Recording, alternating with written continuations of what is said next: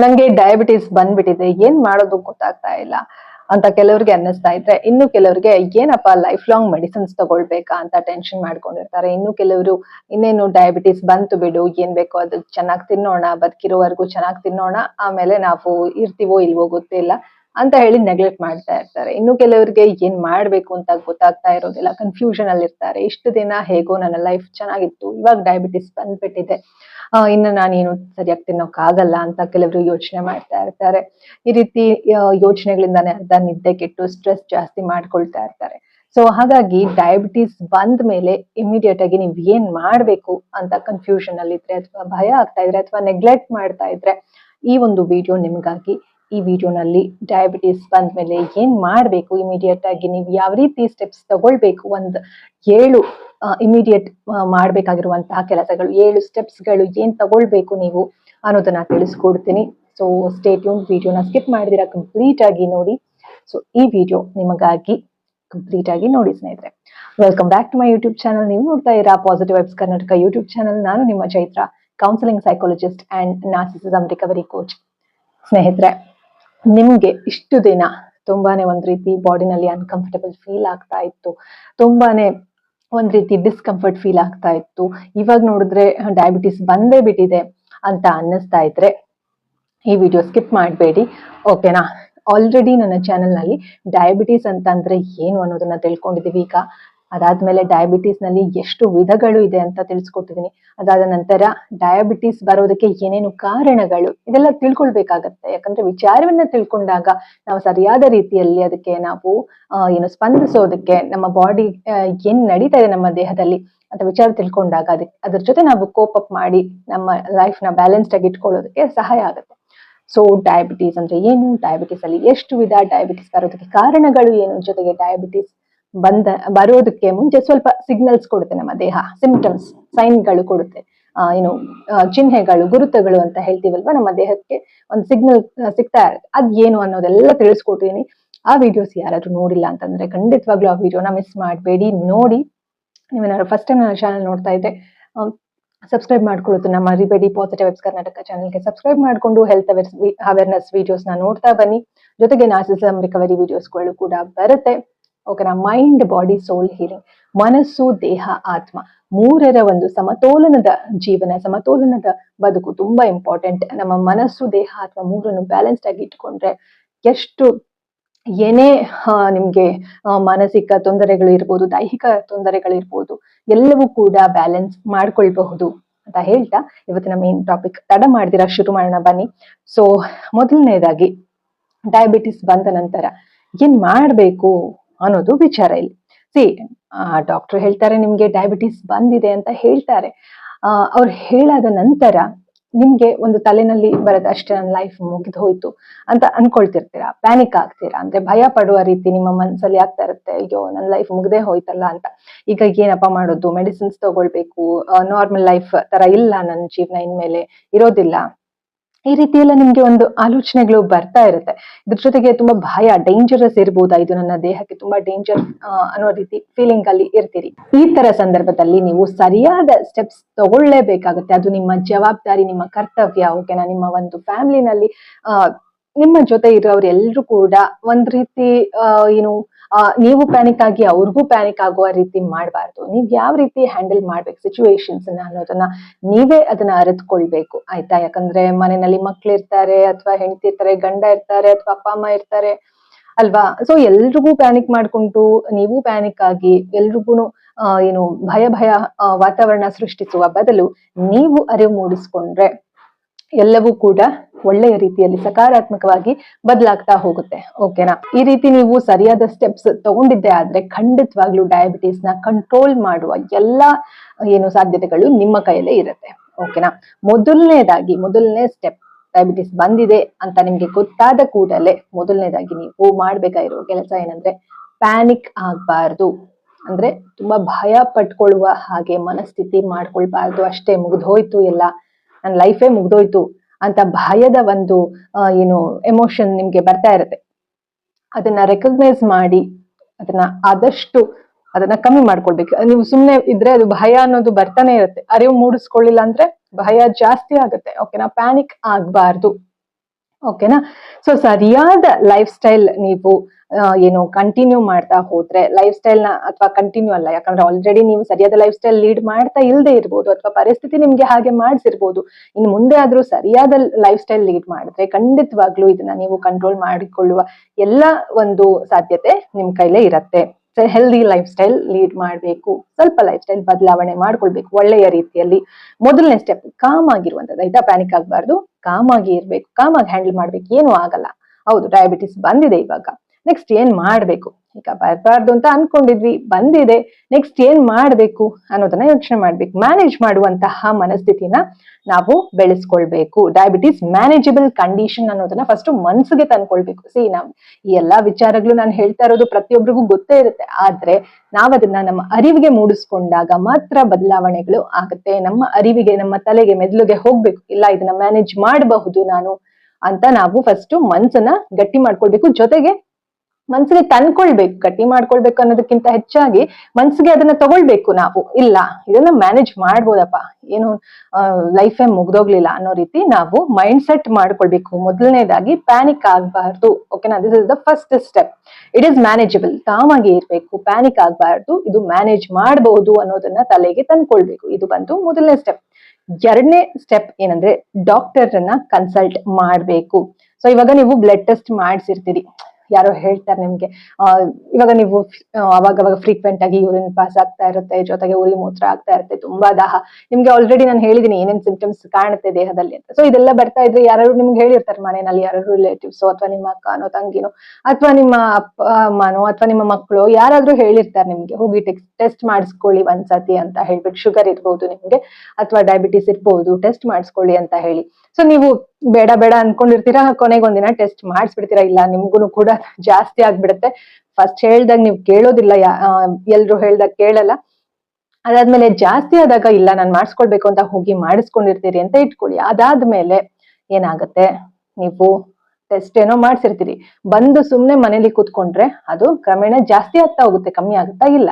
ಹಾಗಾಗಿ doctor second step ಬಂದು ಡಾಕ್ಟರ್ನ ಕನ್ಸಲ್ಟ್ ಮಾಡ್ಬೇಕು. ಒಳ್ಳೆಯ ಡಾಕ್ಟರ್ನ ಕನ್ಸಲ್ಟ್ ಮಾಡ್ಬೇಕು. ಒಳ್ಳೆಯ ಡಾಕ್ಟರ್ ಅಂದಿದ ತಕ್ಷಣ ಏನು ಜಾಸ್ತಿ ದುಡ್ಡು ಕೊಟ್ಟು ನೀವು ತೋರಿಸ್ಕೊಳ್ಳುವಂತಹ ದೊಡ್ಡ ದೊಡ್ಡ ಹಾಸ್ಪಿಟ್ಲಿಗೆ ಹೋಗ್ಬೇಕು ಅಂತ ಏನು ಇಲ್ಲ. ಸಿಂಪಲ್ ಆಗಿ ಒಂದು ತಿಳಿದವ್ರ ಹತ್ರ, ಅಂದ್ರೆ ಚೆನ್ನಾಗಿ ಒಂದು ಎಕ್ಸ್ಪೀರಿಯನ್ಸ್ ಇರುವಂತಹ ಸಿಂಪಲ್ ಆಗಿ ಕ್ಲಿನಿಕ್ಸ್ ಇಟ್ಕೊಂಡಿರ್ತಾರೆ ಅಥವಾ ಸಣ್ಣ ಒಂದು ಹಾಸ್ಪಿಟಲ್ ಇಟ್ಕೊಂಡಿರ್ತಾರೆ. ನೋಡಿ, ನಿಮ್ಮ ಒಂದು ಅನುಕೂಲಕ್ಕೆ ತಕ್ಕನಾಗೆ ಒಳ್ಳೆಯ ಡಾಕ್ಟರ್ನ ಕನ್ಸಲ್ಟ್ ಮಾಡಿ ಯಾವ ರೀತಿ ಸ್ಟೆಪ್ಸ್ ತಗೊಳ್ಬೇಕು ಅನ್ನೋದನ್ನ ನೀವು ಅವ್ರ ಹತ್ರ ಗೈಡೆನ್ಸ್ ತಗೊಳ್ಬೇಕು. ಯಾಕಂತಂದ್ರೆ ಬಂದಿದೆ ಅಂತ ಆಲ್ರೆಡಿ ಗೊತ್ತಾದ್ಮೇಲೆ ಸುಮ್ನೆ ಕುತ್ಕೊಳ್ಳೋದು ತಪ್ಪಾಗುತ್ತೆ. ಬರೋದಕ್ ಮುಂಚೆ ನೀವೇನಾದ್ರೂನು ಇಲ್ಲಪ್ಪ ನಾನ್ ಡಾಕ್ಟರ್ ಹತ್ರ ಹೋಗ್ಬಾರ್ದು, ನನ್ನ ಲೈಫ್ ಸ್ಟೈಲ್ ಸರಿಯಾಗಿ ಇಟ್ಕೊಳ್ಬೇಕು ಅಂತ ಯೋಚನೆ ಮಾಡಿದ್ರೆ ಅದು ಒಂಥರ. ಬಟ್ ಬಂದ್ಬಿಟ್ಟಿದ್ರೆ ಬರೋದಕ್ಕೆ ಬೇರೆ ಬೇರೆ ಕಾರಣಗಳಿರುತ್ತೆ. ನೀವ್ ಎಷ್ಟೇ ಏನೇ ಲೈಫ್ ಸ್ಟೈಲ್ ಚೆನ್ನಾಗಿದ್ರು ಕೂಡ ಕೆಲವೊಮ್ಮೆ ಬಂದಿರ್ಬೋದು, ಕೆಲವೊಮ್ಮೆ ನೀವೇ ನಿಮ್ಮ ದೇಹವನ್ನ ಹಾಳು ಮಾಡ್ಕೊಂಡಿರ್ತೀರಿ. ಯಾಕಂದ್ರೆ ಸರಿಯಾದ ಒಂದು ಫುಡ್ಡಿನ ಕ್ರಮ ಇರೋದಿಲ್ಲ, ತಿನ್ನುವ ಆಹಾರದಲ್ಲಿ ಒಂದು ಕ್ರಮ ಇರೋದಿಲ್ಲ, ನಿದ್ದೆಯ ಒಂದು ಪ್ಯಾಟರ್ನ್ ಅಲ್ಲಿ ಕ್ರಮ ಇರೋದಿಲ್ಲ, ಸ್ಲೀಪ್ ಪ್ಯಾಟರ್ನ್ಸ್ ಚೇಂಜ್ ಆಗುತ್ತೆ, ಸ್ಲೀಪ್ ಹ್ಯಾಬಿಟ್ಸ್ ಕೂಡ ಯಾವಾಗಂದ್ರೆ ಅವಾಗ ಮಲ್ಕೊಳ್ಳೋದು ಅಥವಾ ತುಂಬಾ ಹೊತ್ತು ಎದ್ದಿರೋದು, ಈ ತರ ಎಲ್ಲ ಇರುತ್ತೆ. ಕೆಲವೊಂದ್ಸತಿ ಸ್ಟ್ರೆಸ್ ಅಲ್ವಾ, ನಾನು ಆಲ್ರೆಡಿ ನಾರ್ಸಿಸಿಸಮ್ ರಿಕವರಿ ವಿಡಿಯೋಸ್ ಮಾಡ್ತಿರೋದ್ರಿಂದ ಜನರೇಷನಲ್ ಟ್ರಾಮಾ ಅನ್ನೋದಿರುತ್ತೆ, ಸೈಕಾಲಜಿಕಲ್ ರೀಸನ್ಸ್ ಕೂಡ ಇರುತ್ತೆ. ಸೊ ಇದೆಲ್ಲದರ ಕಾರಣದಿಂದ ಬಂದಿರುತ್ತೆ ನಿಮ್ಗೆ. ಓಕೆನಾ. ಬಟ್ ಡಾಕ್ಟರ್ ಹತ್ರ ಹೋದಾಗ, ಬಂದ್ಬಿಟ್ಟಿದೆ ಅಂತ ಗೊತ್ತಾಗಿದೆ, ಡಾಕ್ಟರ್ ಹತ್ರ ಹೋದಾಗ ಅವರು ಗೈಡೆನ್ಸ್ ಕೊಡ್ತಾರೆ ನಿಮ್ಗೆ ಏನೇನ್ ಮಾಡ್ಬೇಕು, ಯಾವ ರೀತಿ ನೀವು ಮೆಡಿಸಿನ್ಸ್ ತಗೊಳ್ಬೇಕು ಅಂತ ಹೇಳಿ. ನೀವು ಅವಾಗ ಡಾಕ್ಟರ್ ಹತ್ರ ಹೋಗ್ಲೇಬೇಕಾಗತ್ತೆ. ಡಯಾಬಿಟಿಸ್ ಬಂದಿದೆ ಅಂತ ಗೊತ್ತಾದ್ಮೇಲೆ ನೆಗ್ಲೆಕ್ಟ್ ಮಾಡಬೇಡಿ. ಇದು ಎರಡನೇದು. ಓಕೆನಾ. ರೆಗ್ಯುಲರ್ ಚೆಕ್ಅಪ್ ಮಾಡಿಸ್ಕೊಳ್ಳೋದು ತುಂಬಾ ಇಂಪಾರ್ಟೆಂಟ್. ಶುಗರ್ ಲೆವೆಲ್ಸ್ ಮಾನಿಟರ್ ಮಾಡೋದು ತುಂಬಾ ಇಂಪಾರ್ಟೆಂಟ್. ಹಾಗಂತ ಹೇಳಿ ಪ್ರತಿದಿನ ಟೆಸ್ಟ್ ಮಾಡಿಸ್ಬೇಕು ಅಂತ ಏನು ಇಲ್ಲ. ಅಟ್ಲೀಸ್ಟ್ ಇವಾಗ ಬಂದಿದೆ ಅಂತ ನಿಮಗೆ ಗೊತ್ತಾಗತ್ತಲ್ವಾ, ನೋಡಿ ಡಾಕ್ಟರ್ನ ಕನ್ಸಲ್ಟ್ ಮಾಡಿ ಅವ್ರಿಗೆ ಕೇಳಿ. ಡಾಕ್ಟ್ರೇ ಹೇಳ್ತಾರೆ ನಿಮ್ಗೆ ಎಷ್ಟು ದಿವಸಕ್ಕೆ ಒಂದ್ಸತಿ, ಮೇ ಬಿ 1 ಮಂತ್ ಒಂದ್ಸತಿನೋ ಅಥವಾ 2 ಮಂತ್ಸ್ ಒಂದ್ಸತಿನೋ ಈ ರೀತಿ ಟೆಸ್ಟ್ ಮಾಡಿಸೋದಕ್ಕೆ ಅವರೇ ಹೇಳ್ತಾರೆ. ಹಾಗಾಗಿ ರೆಗ್ಯುಲರ್ ಶುಗರ್ ಲೆವೆಲ್ ಮಾನಿಟರ್, ಊಟಕ್ಕೆ ಮುಂಚೆ ಎಷ್ಟಿತ್ತು, ಊಟ ಆದ್ಮೇಲೆ ಎಷ್ಟಿದೆ, ಇದೆಲ್ಲವನ್ನೂ ಕೂಡ ಟೆಸ್ಟ್ ಮಾಡಿಸ್ಬೇಕಾಗತ್ತೆ. ಹಾಗಾಗಿ ಎರಡನೇದು ಬಂದು ಡಾಕ್ಟರ್ನ ಕನ್ಸಲ್ಟೇಷನ್ ಮಾಡಬೇಕು. ಇದನ್ನ ಫಾಲೋ ಮಾಡಿ. ಖಂಡಿತವಾಗ್ಲೂ ಇದನ್ನ ನೀವು ಬಿಡ್ಲೇಬಾರ್ದು. ಓಕೆನಾ, ಮರಿಲೇಬಾರ್ದು. ಇದು very very important. First panic ಆಗ್ಬಾರ್ದು. ಎರಡನೇದಾಗಿ ಡಾಕ್ಟರ್ನ ಕನ್ಸಲ್ಟ್ ಮಾಡ್ಲೇಬೇಕು, ಕಂಪಲ್ಸರಿ. ಮೂರನೇದಾಗಿ ಆಹಾರದಲ್ಲಿ ಬದಲಾವಣೆ ಮಾಡ್ಕೊಳ್ಳೇಬೇಕು. ಡಯಾಬಿಟಿಸ್ ಬಂದಿದೆ ಅಂತ ನಿಮ್ಗೆ ಗೊತ್ತಾದ ಮೇಲೆ ನೀವು ಹೇಗಂದ್ರೆ ಹಾಗೆ ನಿಮ್ಗೆ ಬೇಕಾಗಿರೋದು ಎಲ್ಲವನ್ನೂ ಕೂಡ ತಿಂತಾ ಇದ್ರೆ, ನೀವ್ ಅನ್ಕೊಂಡಿದ್ದೆಲ್ಲವನ್ನೂ ಬೇಕಾಗಿರೋ ದೇಹಕ್ಕೆ ಏನ್ ಬೇಕೋ ಅದ್ ತಿನ್ಬೇಕು, ಆದ್ರೆ ನಿಮ್ ಮನ್ಸಿಗೆ ಅನ್ಸಿದ್ದೆಲ್ಲ ತಿಂತಾ ಇದ್ರೆ ಅದೇನು ಕೂಡ ಕಂಟ್ರೋಲ್ ಆಗೋದಿಲ್ಲ, ನಿಮ್ಮ ದೇಹದಲ್ಲಿ ಏನು ಬದಲಾವಣೆ ಆಗೋದಿಲ್ಲ. ಓಕೆನಾ? ಸೊ ಹಾಗಾಗಿ balanced diet very very important. Balanced diet ಹಾಗಂತ ಹೇಳಿ ಶುಗರ್ ಬಂದಿದ ತಕ್ಷಣ ಏನು ತಿನ್ಬಾರ್ದಾ ಅನ್ನೋ ನೀವು ಅನ್ಕೊಳ್ಳೋದು ತಪ್ಪಾಗುತ್ತೆ. ಆತರ ಏನು ಇಲ್ಲ. ಬಟ್ ನಿಮ್ ದೇಹಕ್ಕೆ ಏನ್ ಬೇಕೋ ಅದನ್ನ ತಿನ್ಬೇಕು. ನಾನು ನಿಮ್ಗೆ ಅದನ್ನು ಕೂಡ ತಿಳಿಸ್ಕೊಡ್ತೀನಿ ಮುಂಬರುವ ವಿಡಿಯೋಗಳಲ್ಲಿ, ಯಾವ್ಯಾವ ತರ ಫುಡ್ಸ್ ನೀವು ತಗೊಳ್ಬಹುದು ಡಯಾಬಿಟಿಸ್ ಬಂದಿರೋರು ಅನ್ನೋದನ್ನ ಕೂಡ ತಿಳಿಸ್ಕೊಡ್ತೀನಿ. ಓಕೆನಾ? ರಿಫೈನ್ಡ್ ಶುಗರ್ ನೀವು ಆದಷ್ಟು ಕಮ್ಮಿ ಮಾಡ್ಬೇಕು. ನಾನ್ ಹೇಳೋದಾದ್ರೆ ನನ್ನ ನೀವು ಕೇಳೋದಾದ್ರೆ ಕಂಪ್ಲೀಟ್ ಆಗಿ ರಿಫೈನ್ಡ್ ಶುಗರ್ ನ ನಿಲ್ಲಿಸ್ಬಿಡಿ. It is not necessary. ಹೇಳ್ಬೇಕಂದ್ರೆ ಈ ಒಂದು ಸಕ್ಕರೆ ಅನ್ನೋದು ನಮ್ಮ ದೇಹಕ್ಕೆ ಅವಶ್ಯಕತೆನೇ ಇಲ್ಲ. ಬಟ್ ಏನು ಮಾಡಕ್ಕಾಗಲ್ಲ, ನಮ್ಮ ಹಿಂದಿನ ತಲೆಮಾರಿನವರೆಲ್ಲ ನಮ್ಮ ಮನೆಗಳಲ್ಲಿ ನಮ್ಮ ಹಿರಿಯರೆಲ್ಲ ಉಪಯೋಗಿಸಿರೋದನ್ನ ನಾವು ನೋಡಿರ್ತೀವಿ. ರಿಫೈನ್ಡ್ ಶುಗರ್ ಸಕ್ಕರೆ ಯೂಸ್ ಮಾಡಿರೋದು ನೋಡೇ ಇರ್ತೀವಿ ಅಲ್ವಾ? ಆದ್ರೆ ಅವ್ರಿಗೆ ಗೊತ್ತಿರ್ಲಿಲ್ಲ ಅಲ್ವಾ? ಇವಾಗ ನಾವು ಎಜುಕೇಟೆಡ್ ಅಂದ್ರೆ ಗೊತ್ತಿದೆ ನಮ್ಗೆ ಇವಾಗ. ಇಲ್ಲ ಹಾಗಂತ ಹೇಳಿ ಅವರೆಲ್ಲ ಅನ್ಎಜುಕೇಟೆಡ್ ಅಂತಾನ ಇಲ್ಲ. ಅವಾಗಿನ ಪರಿಸ್ಥಿತಿ ಆ ತರ ಇತ್ತು. ಸರ್ಕಾರದವರೇ ಪ್ರಮೋಟ್ ಮಾಡ್ತಾ ಇರುವಾಗ ಇವಾಗೆಲ್ಲ ರೇಷನ್ ಕಾರ್ಡ್ ಎಲ್ಲ ಇತ್ತಲ್ವಾ? ಇವಾಗ್ಲೂ ಕೂಡ ಇದೆ ಅಲ್ವಾ ರೇಷನ್ ಕಾರ್ಡು? ಈ ರೇಷನ್ ಕಾರ್ಡ್ ಇಟ್ಕೊಂಡು ನೀವು ಏನು ರೇಷನ್ ತಗೊಳಕ್ ಹೋದಾಗ ಸೊಸೈಟಿನಲ್ಲಿ ಅಲ್ಲಿ ಸಕ್ಕರೆ ಸರ್ಕಾರದವರೇ ಕೊಡ್ತಾ ಇರುವಾಗ ಕಮ್ಮಿ ರೇಟ್ಗೆ ಯಾರ್ ತಾನೇ ತಗೊಳ್ತಾ ಇರ್ಲಿಲ್ಲ ಅಲ್ವಾ? ಹಾಗಾಗಿ ಪ್ರತಿಯೊಂದು ಮನೆಯಲ್ಲೂ ಸಕ್ಕರೆ ಉಪಯೋಗಿಸೋದು ಮುಂಚಿನ ಕಾಲದಿಂದನೂ ಬಂದಿದೆ. ಅಂದ್ರೆ ಸ್ವಲ್ಪ ತಲೆಮಾರಿನಿಂದ, ಅದಕ್ಕೂ ಮುಂಚಿನ ತಲೆಮಾರಿನ ಅಂದ್ರೆ ತುಂಬಾ ಒಂದಷ್ಟು ಜನರೇಷನ್, ಈ ಫ್ಯಾಕ್ಟ್ರಿಗಳೆಲ್ಲ ಬರೋದಕ್ಕೆ ಮುಂಚೆ ನಾವ್ ಒಂದಷ್ಟು ಜನರೇಷನ್ ಹಿಂದೆ ಹೋದ್ರೆ ಅಲ್ಲಿ ಸಕ್ಕರೆ ಅನ್ನೋದೇ ಇರ್ಲಿಲ್ಲ. ನಮ್ಮ ಹಿರಿಯರು ಯಾರು ಕೂಡ ಸಕ್ಕರೆ ಉಪಯೋಗಿಸ್ತಾ ಇರ್ಲಿಲ್ಲ. ಯಾಕಂದ್ರೆ ಇದು ಸಕ್ಕರೆ ಅನ್ನುವಂಥದ್ದು ನಮ್ಗೆ ಪ್ರಕೃತಿನಲ್ಲಿ ಸಿಗುವಂತದ್ದಲ್ಲ. ಇವಾಗ ಕಬ್ಬಿಂದ ಮಾಡ್ತಾರಲ್ವಾ ಸಕ್ಕರೆ, ಕಬ್ಬು ಪ್ರಕೃತಿಲಿ ಸಿಗುತ್ತೆ. ಆದ್ರೆ ಸಕ್ಕರೆ ಏನಾದ್ರೂ ಪ್ರಕೃತಿನಲ್ಲಿ ಸಿಕ್ಕತ್ತಾ? ಇಲ್ಲ. ಇದು ಫ್ಯಾಕ್ಟ್ರಿನಲ್ಲಿ ತಯಾರು ಮಾಡೋದು. ನಮ್ಮ ಬಟ್ಟೆ ಹೇಗೆ ತಯಾರು ಮಾಡ್ತಾರೆ ಫ್ಯಾಕ್ಟ್ರಿನಲ್ಲಿ, ಅದೇ ರೀತಿ ಸಕ್ಕರೆ ಕೂಡ ಫ್ಯಾಕ್ಟ್ರಿನಲ್ಲಿ ತಯಾರು ಮಾಡೋದು. ಹೆಚ್ಚಾಗಿ ಫ್ಯಾಕ್ಟ್ರಿನಲ್ಲಿ ತಯಾರು ಮಾಡುವಂತಹ ಯಾವುದೇ ಏನು ಪದಾರ್ಥಗಳು ತಿನ್ನೋದಕ್ಕೆ ಯೋಗ್ಯ ಅಲ್ವೇ ಅಲ್ಲ.